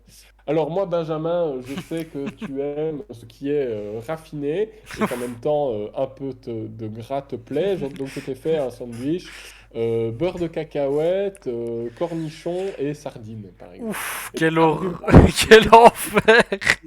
imagine le salé des beurres de cacahuète qui se marie avec l'huile des sardines et puis les cornichons pour relever le tout, donner un peu d'acidité. Voilà, je te vends ma camelote. Et puis tu vas devoir choisir entre mon sandwich et celui de ton voisin. Voilà, tu vas te projeter un petit peu. Et évidemment, on a vu que tu lançais une vidéo et le passe-temps a fait le même concept. On pourrait jouer à ce jeu en vrai avec les ingrédients et devoir réellement manger les sandwichs qui sont créés. Ça peut donner des mauvaises Ah, surprises. ah, Mais voilà, si on le garde à l'échelle d'un jeu de société, c'est un mélange très rigolo de rapidité et puis de jeu de tchatch, quoi, tout simplement, où je vais devoir te convaincre que c'est mon sandwich le meilleur, où on va essayer aussi de jouer un petit peu sur la façon dont on connaît ses amis et ce qu'on connaît de leur goût. La réédition Masterclass, en plus d'avoir euh, repimpé un petit peu les illustrations, elle ajoute une variante où à chaque tour, il y a une petite carte objectif qui est mise autour de la table, enfin au milieu de la table. Dans l'exemple que j'avais vu dans la vidéo du passe-temps, il y avait notamment le gras, c'est la vie. Et donc, on doit essayer de faire le sandwich qui correspond le plus à cette thématique. Donc, le sandwich le plus gras possible, ou il va peut-être y avoir des sandwichs qui devront être plus végétariens, véganes, que sais-je. Là, simplement, on va compter un, 2, 3 et on va voter pour le sandwich qui correspond le plus à cette thématique. Donc ça ajoute une petite couche qu'est-ce au jeu, que petite variante qu'est-ce que rigolote. tu penses de l'idée de proposer à ton mariage un buffet sandwich? Sujet à creuser. Ça permet d'ajouter. J'ai lié les jeux de société à la nourriture. Euh, alors négocier. Mais en tout cas, voilà, je trouve que c'est un jeu très original dans son approche. J'aime bien l'idée d'avoir un jeu de rapidité qui soit chaotique, mais pas punitif, où tout ce qu'on risque, c'est de prendre un ingrédient qui est moins populaire, moins instinctif. Eux, bah, des jeux de tchatch comme ça, moi, j'en ai pas énormément, donc je l'ai précommandé, ça devrait sortir d'ici la fin de l'année. Et voilà, là c'est encore une autre, oui, il y avait une autre réédition par Repos Production, puis c'est mine de rien la troisième édition du jeu, donc c'est un jeu qui est assez discret dans les jeux d'ambiance, mais qui a vraiment son public et qui fonctionne. Et les gens du passe-temps notamment aiment vraiment beaucoup et le qualifient de jeu culte. Donc moi j'ai hâte d'essayer ça, je pense Ouais, qu'il y a moyen de bien bah, s'amuser. moi je suis une quiche, hein, sans le mauvais jeu de mots, au jeu de rapidité comme ça, de dextérité, mais du coup ça peut être très rigolo, ouais, hein. Je Effectivement. pense que voilà, c'est en fin de soirée comme ça pour se détendre, ça peut être très amusant. J'en fais un petit dernier, mais très rapidement, Ouais. et je t'en laisserai un. Euh, et ce sera en lien peut-être avec ce que je dirai plus tard. Moi, un jeu que j'attends beaucoup, c'est le dernier T-Game en date que j'ai eu l'occasion de voir à Essen. Il y avait des boîtes, j'aurais pu l'acheter. Je ne l'ai pas fait parce que c'était qu'en anglais.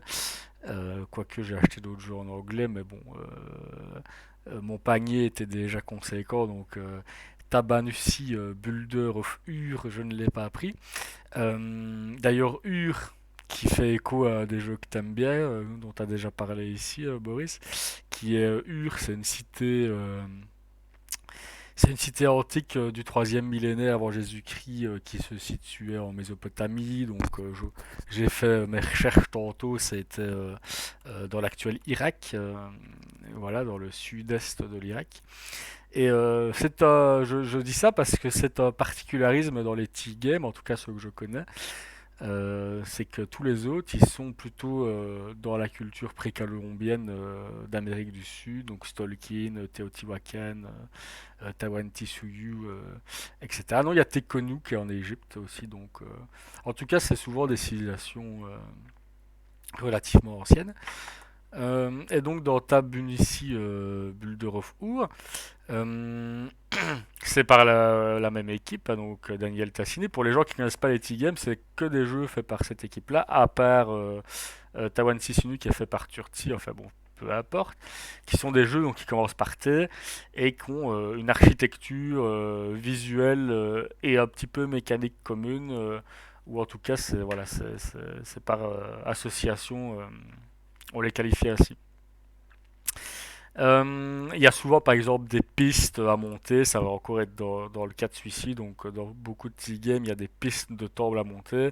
Ici, j'ai un peu regardé rapidement les mécaniques tantôt. Il y a des pistes à monter. Il y a différents quartiers de la ville, différents districts. Et en fait, rapidement, le jeu, c'est un draft de dés. Et les dés que vous allez prendre, leurs couleurs, vont vous débloquer certaines possibilités d'action, si j'ai bien compris. Et leur valeur va vous ouvrir. En fait, la valeur, ça va être l'endroit du plateau, le district du plateau où vous allez pouvoir aller à votre prochain tour. Et donc, y a un aspect de planification sur plusieurs tours parce que, ah, si ce tour-ci je prends ce dé-là, je vais pouvoir faire ça, il va mener là, du coup, de là, je pourrais aller là, etc. etc. J'en sais pas beaucoup plus, j'ai pas plus que ça creusé les règles, mais par défaut, je suis tous les T-games et j'attends beaucoup, beaucoup celui-là. C'est toujours des très bons jeux. Voilà. Yes. Bah écoute, moi j'ai toujours joué que à Tzolk'in Qui est dans peut-être les celui que j'aime T-games. le moins, au demeurant. Moi, c'est celui que j'ai. Enfin, je l'ai. Forcément, c'est celui que j'ai le plus approfondi vu que c'est le seul, mais c'est un jeu que j'aime beaucoup, auquel j'ai beaucoup joué. Je possède l'extension aussi, et je pense qu'il faudrait que je découvre les autres. Euh, et Mhm. pourquoi pas commencer par celui-là. J'aime bien le plateau, je trouve qu'il a une bonne tête et il m'attire. Euh, donc, euh, donc à surveiller, ouais. Ouais, non, il y a des mécaniques qui ont l'air très intéressantes. Mais, je pense que tu aimerais effectivement beaucoup Teotihuacan. Tekkenu peut-être un peu moins. Donc, voilà. Et j'ai pas essayé Trismegistius, quelque chose comme ça là. Le petit bébé à côté dehors, en tout cas. Voilà, T quelque chose, us. Voilà. Ok, je vais enchaîner sur un dernier, rapidement aussi. C'est Hippocrate d'Alain Orban. Donc Alain Orban, c'est un auteur belge qui est connu pour être dans le trio avec Sébastien Dujardin et Xavier Georges, et être donc à l'origine de Tournai, de Troie et plus récemment de Black Angel. Ici, sur ce jeu-ci, il est en solo. Précédemment, en solo, il avait notamment réalisé un jeu d'ambiance qui s'appelle Santiano, où on courait autour de la table, etc. Rien à voir. Ici, c'est un jeu de gestion qui a l'air plutôt milieu de gamme dans la complexité, autour de la thématique de la médecine. Et donc, la thématique me parlait bien. Je trouve l'esthétique assez réussie. Donc, c'est un jeu que alors, il a été en financement participatif, je ne l'ai pas backé, mais là, il est disponible dans le commerce et je l'ai précommandé. Il devrait aussi arriver d'ici la fin de l'année. Vous voyez que voilà, Oui. mon panier des précommandes est lourd et je vais avoir une fin d'année ludique chargée. Dans Hippocrate, bah, on a des médecins qui vont arriver en file et ça va être aussi du draft de dés. Euh, on va devoir récupérer des patients qui sont atteints de plusieurs tares et recruter également des médecins pour les soigner. Donc, nos médecins vont avoir différentes capacités. Certains médecins vont être aptes à soigner telle et telle maladie et d'autres moins. Ils vont avoir des petits effets, des petites particularités. Et puis, on va pouvoir aussi acheter des kits médicaux.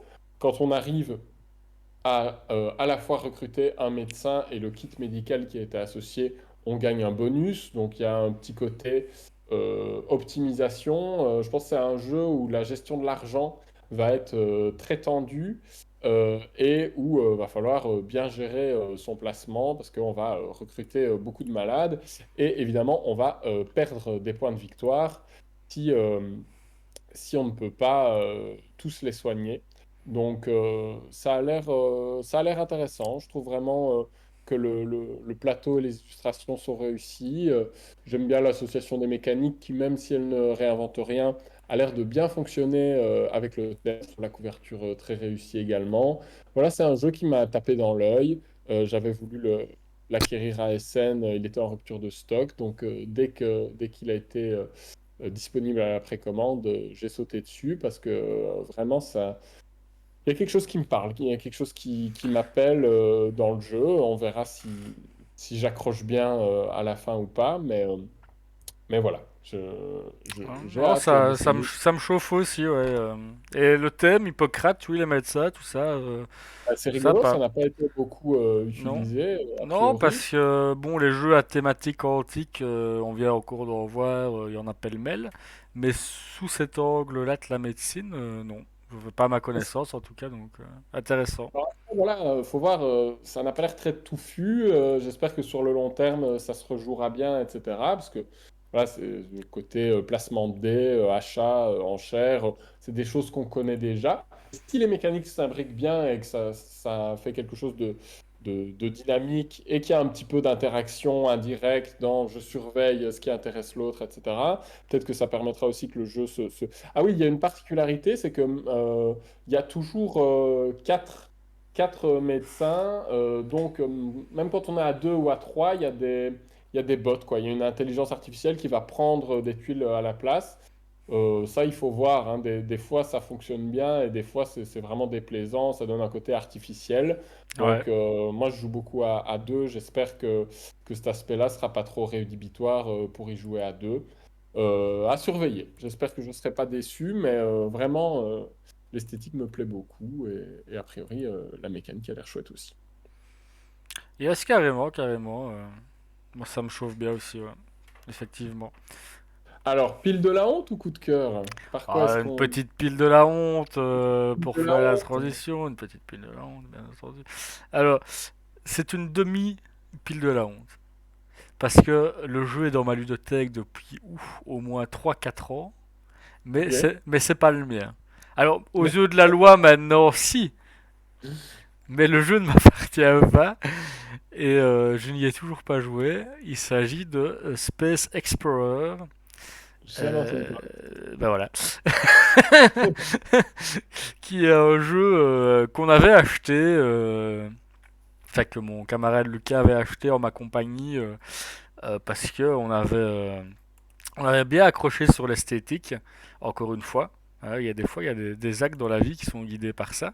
Ouais, Et impulsif. c'est ça. Et un peu old school, comme ça, conquête spatiale. Ça nous avait accroché. Et puis, je sais pas, s'il est jamais mis, il faudrait qu'on s'y mette. Je ne sais même plus les mécaniques. Je crois que c'est un genre de tableau building avec des cartes. Voilà. Ça a l'air bien. Ça a l'air bien, ouais. Écoute, il Bien est là. coté. Comment?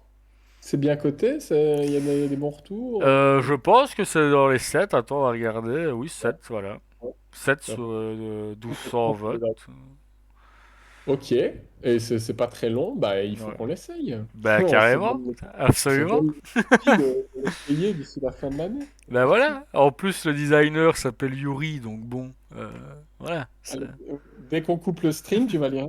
Hop, hop, hop. Allez, allez, hop, hop, hop. On travaille. Je crois que le pire, je pense me souvenir que j'ai lu les règles une fois.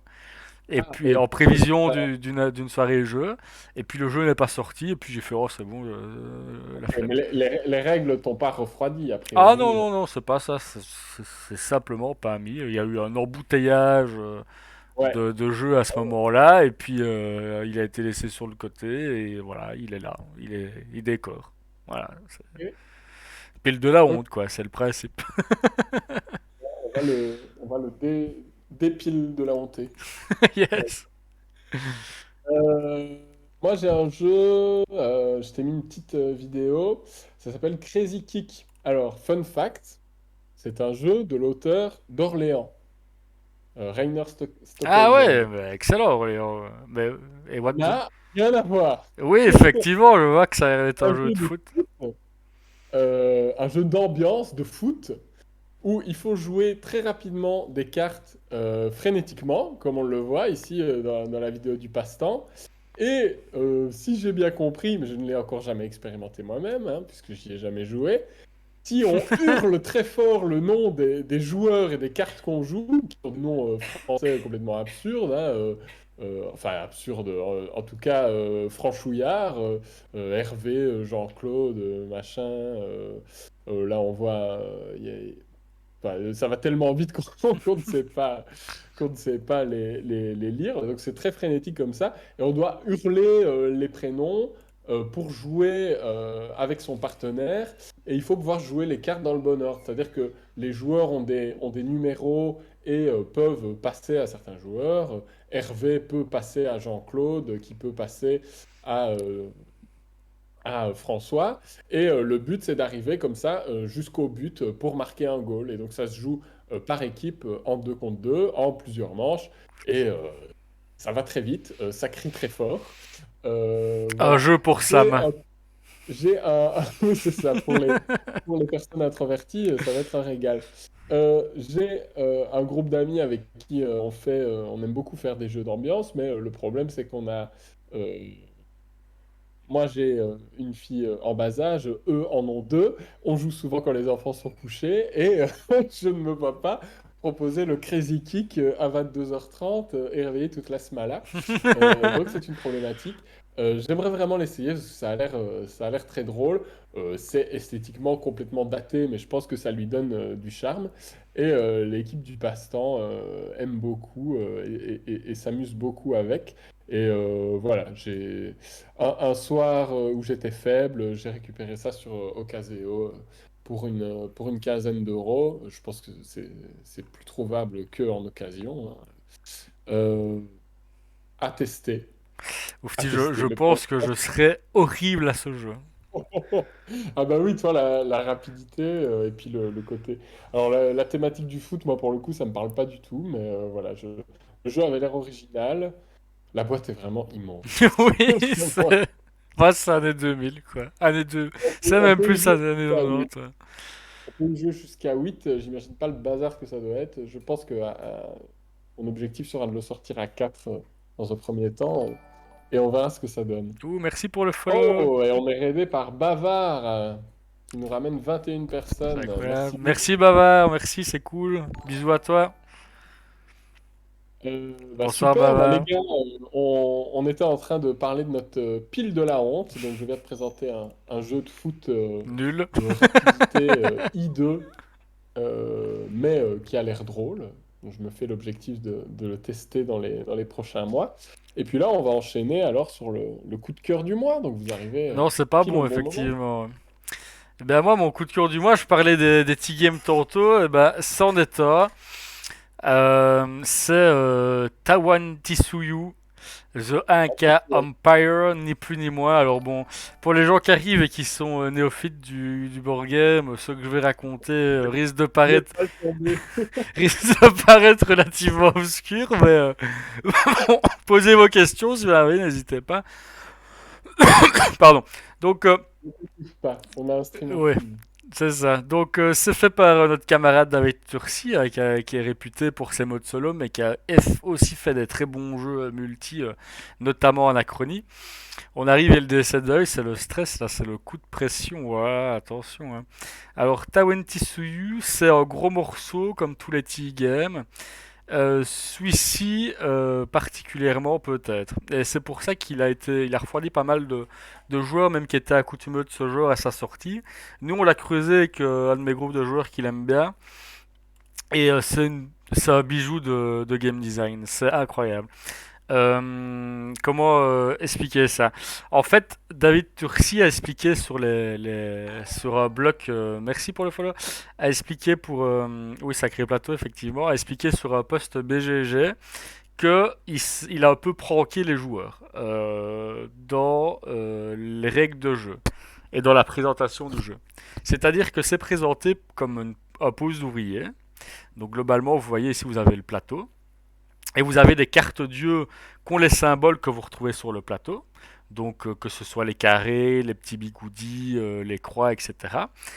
Et vous avez des ouvriers. Et pour poser un ouvrier quelque part, il faut jouer la carte avec le symbole correspondant. Bon, vous pouvez gagner plus ou moins d'actions en fonction de la couleur de votre ouvrier, etc. Je passe les détails. Et donc il est présenté comme un pouce d'ouvrier en action principale. L'action principale, c'est marqué sur le pense-bête des règles, c'est de poser un ouvrier. Et en action secondaire, ça va être de tourner avec votre grand prêtre qui est ici au centre de la pyramide. Basiquement, la première fois qu'on y a joué, on comprend que le déplacement de votre grand prêtre, réduit le coût de vos actions. Parce que, en fait, si moi je suis le joueur orange, eh ben, les actions dans le segment de la pyramide en face du grand prêtre orange ont des coûts réduits. Par contre, si mon grand prêtre est là et que je veux jouer à l'opposé du plateau, ça va me coûter beaucoup de ressources, beaucoup de patates. Voilà. Mais quand vous déplacez votre grand prêtre, vous pouvez aussi enclencher une action. Et en fait, Tursi a dit, et c'est très juste, ça saute comme une évidence quand on le sait, et qu'on a joué au jeu, c'est l'inverse en fait. L'action secondaire est l'action principale, et l'action principale est l'action secondaire. C'est-à-dire que vos actions de pose d'ouvrier vont venir bonifier vos actions de grand prêtre, et pas l'inverse. Et donc, au Et final, c'est pas intuitif, quoi, c'est quand tu pas l'écoutes. du tout intuitif quand on t'explique les règles ou quand tu les lis. Et donc, c'est un peu. Voilà, il avoue qu'il a voulu un peu provoquer comme ça les joueurs. Et donc j'ai trouvé ça très intéressant. Et donc, au final, tu te retrouves plus avec un jeu de rondelle, donc où tu vas tourner, qu'un jeu de pose ouvrier. Et quand tu abordes le jeu de cette manière-là, ça change complètement l'expérience. C'est quoi ce jeu? Salut Mounir, ça roule, c'est Tawan Tisuyu, c'est mon coup de cœur du mois. Donc c'est un des T-Games dans la lignée de Stolkin, Teotihuacan, Tekonu et Tutti Quanti. Non, Tutti Quanti, c'est le prochain game qu'on va faire avec Boris. Et donc, voilà. Euh, je vais un peu continuer. Tu sais écrire le nom, s'il te plaît? Bien sûr. Tawan Tisu Yu. Voilà, ça doit être comme ça normalement. Ah bon. Rondel. C'est un jeu de rondel. Et donc voilà, pour les gens qui aiment les Ouais. jeux assez costauds et qui aiment bien, nous, il y a un groupe de joueurs qui aiment particulièrement. Voilà, ce mois-ci, quand on joue ce jeu-là et on essaye de pousser ses mécaniques à fond et un peu creuser le game design, voir ce qu'il y a derrière le vernis du jeu, pour Ouais, voir un peu capté. les engrenages, comment il est construit, euh, un peu appréhender les meilleures stratégies, les meilleurs openings. Voilà, c'est un truc qui nous éclate, améliorer nos scores à chaque partie en se challengeant, etc. Et donc ce coup-ci, on s'est tapé 2-3 parties de Tawanti Suyu. Et à chaque fois, l'expérience de jeu était différente, c'était avec le même groupe. Mais à chaque fois, notre compréhension du jeu et notre lecture du jeu augmentait. Et donc je pense qu'elle continue à augmenter dans ce cas-ci, c'est pour ça que c'est mon coup de cœur. J'en ai pas encore fait le tour. Je pense qu'il me faudra encore plusieurs parties pour vraiment peaufiner ma séquence de jeu en faisant le moins d'erreurs possible.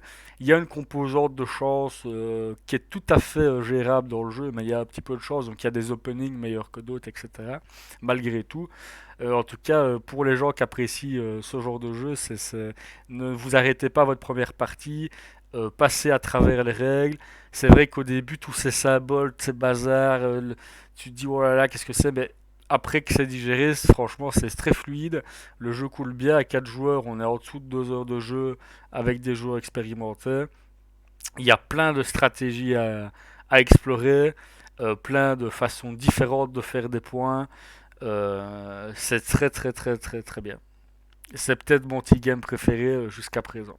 Mais il faudrait que je rejoue TOT à Cannes avec les extensions, ce que je n'ai pas encore fait. La première Ok. partie 6 heures, la deuxième 4 heures, après c'est bon.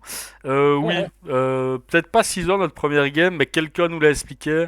Enfin moi, quelqu'un me l'a expliqué, donc lui c'était pas sa première game. Donc ça réduit déjà le temps de jeu quand il y a quelqu'un qui connaît le jeu à la table. Euh, ça c'est sûr. Ok. Oui, je t'en avais parlé effectivement, Mouni. Et donc, Est-ce que incroyable. ouais, non, euh, Non, mais vas-y, fais ton coup de cœur. C'est bon, j'ai dit ce que j'avais à dire sur Tawan Tisuyu, qui je n'attendais pas. Enfin, un dernier mot, comme quoi il faut se méfier des avis des gens. J'avais vu la review de Tom Vassell dessus, qui lui justement de mémoire était un peu moins chaud dessus, notamment à cause de ce problème d'iconographie, il y avait beaucoup de symboles, etc. Donc il m'attirait moins à la base que les autres T-games. Je me dis, oh, celui-là, il paraît assez indigeste. Et comme quoi, au final, une fois qu'on est passé à travers, c'est peut-être ma meilleure expérience dans les T-games. Donc, comme quoi, toujours se méfier des critiques, des avis des gens, y compris les nôtres, en premier lieu les nôtres, hein, on est personne, et toujours se faire son propre avis. ouais, bien sûr, puis il faut savoir aussi les, comment dire, la personnalité des différents critiques. Tom Vassell, pour le coup, c'est un reviewer vraiment expérimenté, mais qui n'est pas spécialement plus pertinent qu'un autre sur les jeux experts, Ouais. puisque il va jouer aussi avec sa famille, etc. Il va aussi jouer Ouais, à puis beaucoup de jeux, donc il a moins le temps d'approfondir c'est des ça, jeux comme ça. quand tu dois faire 4, 5, 6 reviews par semaine, t'as pas le temps de te taper 3 parties de Tower Tsuyu en 10 jours pour creuser le jeu, quoi, et voir ce qu'il y a derrière, quoi.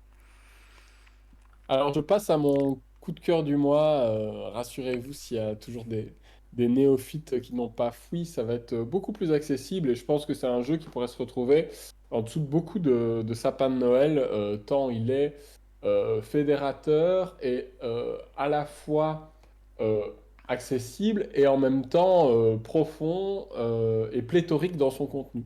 Puisque c'est un jeu dans lequel il y a en soi 8 jeux en un et qui va avoir plusieurs degrés de lecture parce qu'on va pouvoir le jouer en campagne, va pouvoir le jouer sur la durée, on va pouvoir le jouer dans l'ordre, dans le désordre, comme on veut. Ce jeu, c'est Welcome to the Moon. J'en avais déjà parlé dans la dernière émission où on revenait des scènes et je l'avais acquis et on avait juste essayé le tout premier plateau, celui de la fusée. Depuis, on l'a bien approfondi et tellement que c'était mon coup de cœur du mois. J'en ai fait 6 ou 7 parties et on est allé jusqu'au plateau 5. Ah ben voilà, on voit une vue d'ambiance. Donc, d'ensemble, pardon. Donc dans Welcome to the Moon, il y a 8 plateaux différents. Les Welcome, ce sont des jeux à cocher. Le premier épisode, Welcome to, euh, c'est très bien vendu, est un très beau succès de son éditeur Blue Cocker, et donc ils ont poursuivi l'expérience, d'abord avec un jeu un petit peu plus expert, Welcome to New Las Vegas, et puis maintenant ils bouclent la trilogie de Benoît Turpin avec Welcome to the Moon. Dans les welcome, et celui-ci ne déroge pas à la règle, c'est très simple, on va avoir à chaque fois trois paquets de cartes qui associent un nombre de 1 à 15 avec une action, parmi six actions différentes qui est représentée par un symbole. Et on va choisir, voilà, on le voit ici, et à chaque tour, tous les joueurs et joueuses, on peut jouer jusqu'à 6 en même temps, vont choisir une combinaison. Par exemple, je choisis le 6O ou le 1 astronaute, etc. Et il n'y a pas vraiment d'interaction là-dessus, c'est-à-dire que ce n'est pas parce que je prends le 6O que vous n'allez pas pouvoir l'utiliser. Et donc, on va cocher ce numéro sur son plateau, et on va avoir des règles d'ordre croissant. Donc si je place un 6 à la droite de mon plateau, je pourrais mettre que des nombres plus élevés, 7, 8, 9, etc.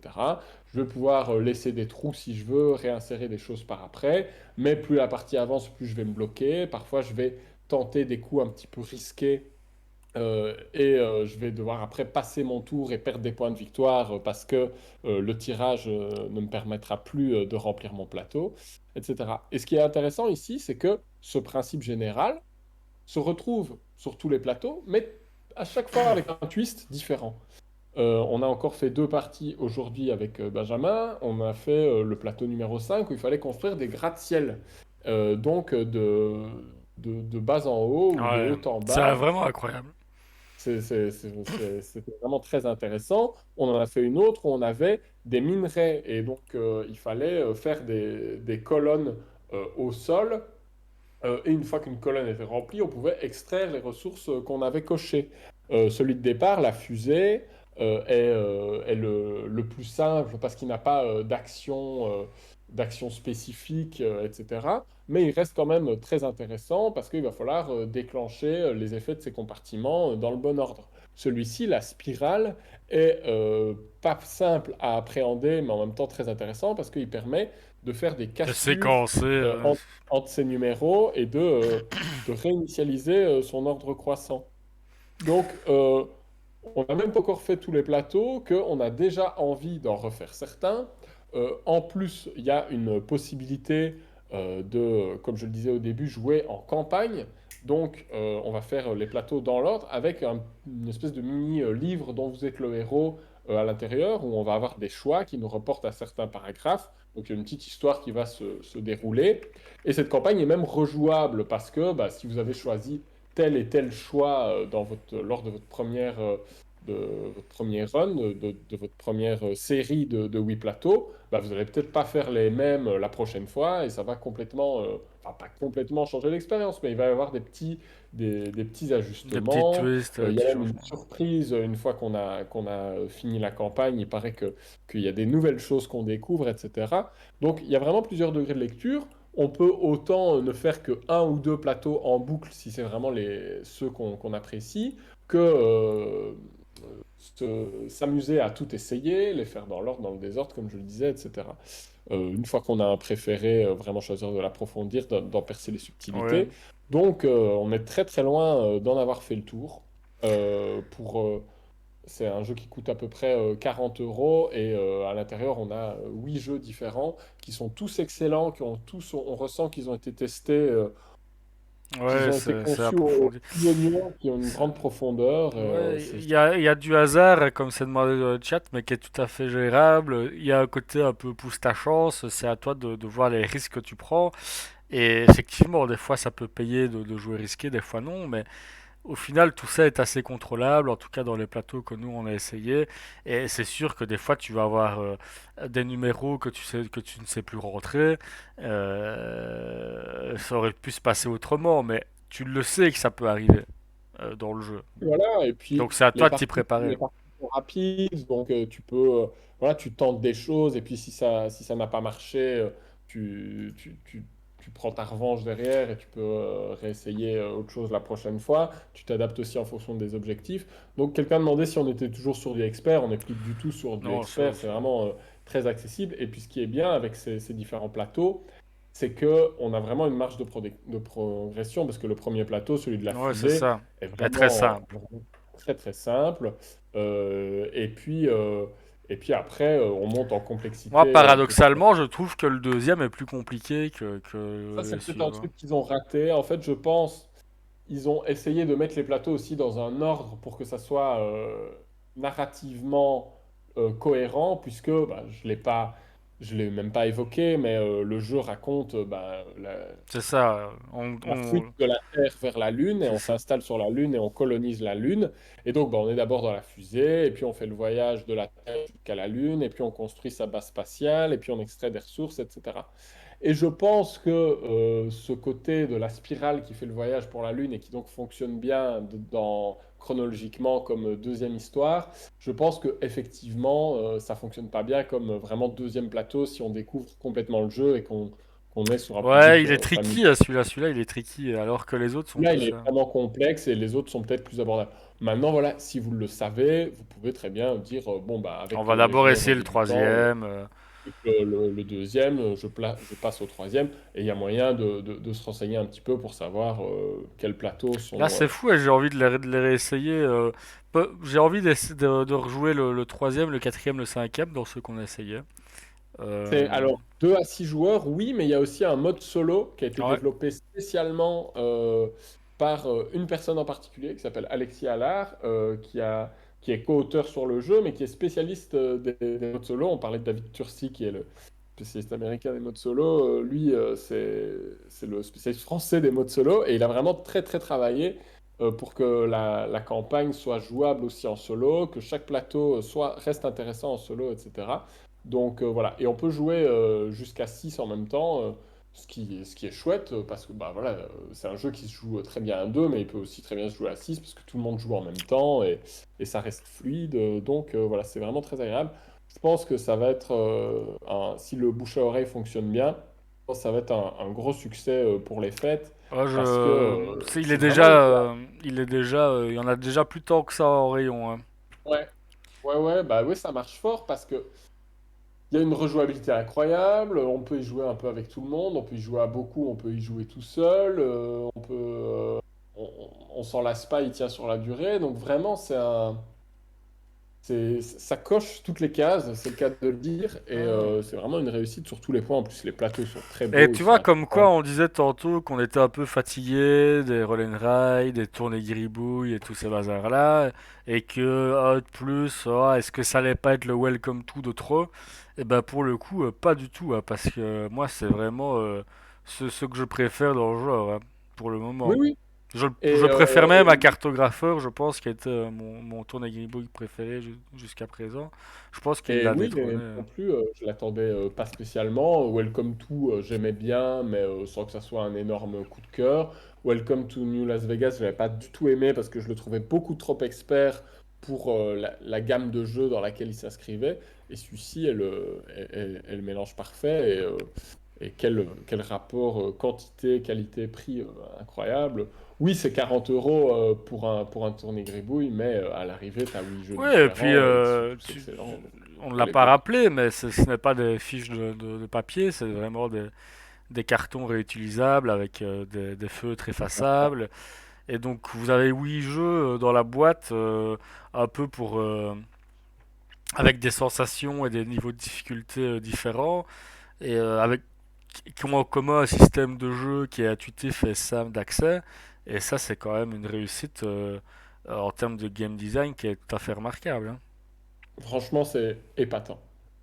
Ouais. Bah voilà, on va finir doucement là-dessus. Je vois on en a convaincu certains de l'acquérir. On n'est évidemment pas du tout sponsorisé ou quoi que ce Non, soit, hein. J'ai acheté mon jeu comme tout le monde. C'est juste qu'on est vraiment emballé non, ouais, Nat, et moi produit. j'aime beaucoup le jeu. Après, petit disclaimer, voilà, on a fait les 5 premiers, il y en a 3 qu'on n'a pas encore essayé. Peut-être que Et les 3 derniers sont ratés, je ne sais pas. ça m'étonnerait. Et Ça m'étonnerait. peut-être que au bout de la 10e fois qu'on aura fait toutes les grilles, on commencera à en avoir marre. Mais ce serait déjà 80 parties, quoi, tu vois, Oui, c'est à ça. jouer. Et avant d'en arriver là, faut déjà le sortir, le Bazor, quoi. Il y a juste un petit truc qui a été un peu lent au démarrage, je pense, pour toi avec Welcome To, c'est que à chaque fois, tu l'as présenté à d'autres personnes, donc tu ressortais le plateau de la fusée, le premier. Une fois qu'on aura... Qui a eu ça et qui en parlait Oui, la c'est ça. dernière fois. Je pense qu'une fois que vous connaissez les plateaux et que vous avez votre préféré et qui est en même temps accessible, je pense que la fusée, on peut la... Si vous en avez soupé, on peut l'éclipser et directement présenter à des autres plateaux, aux autres joueurs. Fait. Et alors, on demande les défauts. Il y a un autre truc que je pourrais citer qui peut être rédhibitoire, c'est que si vous ne connaissez pas encore le plateau que vous voulez essayer, bah, il faut relire des règles à chaque fois. Ouais. Parce que il y a beau avoir un système de jeu commun et des choses qui reviennent d'une partie à l'autre, mais il y a quand même des spécificités à chaque fois. C'est ça qui fait la richesse, mais ça fait qu'il y a 2, 3 pages de règles à lire avant d'essayer un plateau. Et, euh, et il faut les garder en tête et peut-être que si s'écoule 3 mois entre 2 parties que j'ai faites sur un plateau, il faudra peut-être que je relise ces règles-là. Bonne soirée, Et Mounir. voilà, Gros c'est moins bisous. média, mais ça reste tout à fait. Enfin, pour moi, c'est pas non plus un grand handicap puisque ces règles, on les reparcourt rapidement. C'est 2, 3 pages qui nous disent très rapidement les spécificités en quelques paragraphes et c'est vite intégré et voilà. Mais s'il fallait citer un défaut, ce serait celui-là. Ouais, tout à fait, ouais, c'est ça. Et voilà, après, on n'a pas l'expérience complète du jeu. On en reparlera, on la réévoquera dans quelques mois quand on aura un peu de recul dessus. Peut-être que d'ici là, on aura des défauts ou des points négatifs qu'on aura repérés à vous partager. Mais en tout cas, comme ça, dans le jus, franchement, moi, je suis très emballé. Ouais. Et ben Et voilà. d'autant plus que j'en entendais rien en fait. Pour moi, Welcome to the Mood, c'était Osef, tu vois, Osef Surva. Donc le fait, c'est peut-être pour ça que je suis aussi enthousiaste, parce que ça me plaît tout simplement, alors que qu'a priori, ça allait pas forcément être le cas, quoi. Donc c'est venu me chercher celui-là. Mhm. Et Et- puis un dernier avantage du jeu, c'est que quand vous êtes joueur euh, conséquent, etc., et que vous avez envie de partager votre hobby et votre passion avec des gens qui le sont moins que vous, bah c'est un excellent outil parce que effectivement, des fois, quand vous voulez initier des gens aux jeux de société, vous sortez des jeux plus accessibles que on n'apprécie pas nécessairement énormément, tu vois, mais qui sont idéales pour initier. Et donc les jeux qui sont à la fois agréable pour les gens qui découvrent et idéal pour découvrir le monde du jeu, mais aussi plaisant pour la personne qui initie, ils sont pas si nombreux que ça. En tout cas, moi, dans mes goûts, il n'y en a pas tant que ça. Et donc, ça, c'est aussi un truc à mettre à son crédit, quoi. Dans mon cas. C'est ça. Oui, oui, tout à fait. C'est un jeu ouais, auquel on peut s'amuser, même en étant joueur expert, parce que il y a des combos, il y a des réactions en chaîne. Et tu parlais de regarder ce qu'il y a sous le capot d'un game design. Bah, là, chaque plateau, on pourrait le Ah décortiquer ouais, ouais, on pourra s'amuser à faire ça, ouais. Ouais, c'est ça, quoi. Pourquoi telle décision a été prise, etc. Parce que des fois, quand on lit les règles, on s'est fait la réflexion encore tantôt, on se dit, ah tiens, moi j'aurais plutôt fait ainsi. Et puis non, quand tu joues, en fait, c'est Ouais. pertinent la manière dont c'est présenté et tout. Donc, ouais. Franchement, j'ai hâte de faire les 3 derniers là. Et surtout le dernier qui a l'air d'être un bordel. Oui, oui, c'est intriguant. C'est intriguant comme ça, juste de parcourir les 8 plateaux. Rien que ça donne envie de jouer et d'avancer. Donc voilà, ça doit être, bah, c'est la nouveauté des scènes que j'ai le plus sorti jusqu'à maintenant. Carrément, bah voilà, l'émission touche à sa fin. Merci d'avoir été aussi nombreux et de rester jusqu'au bout. Merci à Bavard pour le raid, encore une fois. Merci à Geoffrey pour nous accueillir dans son arrière-boutique de l'Outre-Monde pour nos animations. Euh, Merci à mes camarades de la bulle ludique de faire cette aventure tous ensemble. Merci à vous de nous aider parce que en étant présents à nos animations et dans nos vidéos et nos streams. On est très heureux de la tournure que ça prend, même si c'est encore embryonnaire, c'est déjà quelque chose. On espère que ça vous plaît aussi. On vous fait des gros bisous et on vous donne rendez-vous le 19 décembre pour notre prochaine journée animation à l'Outre-Monde. À partir de 14 heures, c'est ouvert à tout le monde, dans la limite des places disponibles, surtout avec les mesures Covid, tout ça, on a un plafond encore plus restreint. N'hésitez pas à nous envoyer des messages sur le groupe de la bulle, sur le groupe de la bulle ludique, si vous voulez des jeux particuliers qu'on amène, etc. Ou si vous avez des questions. N'hésitez pas à nous suivre sur notre chaîne YouTube où on met les replays de ces émissions. N'hésitez pas à vous abonner, à commenter, ça nous fait très plaisir et chaud au cœur. On vous fait des gros bisous et à la prochaine. Salut à toutes et à tous, bonne soirée.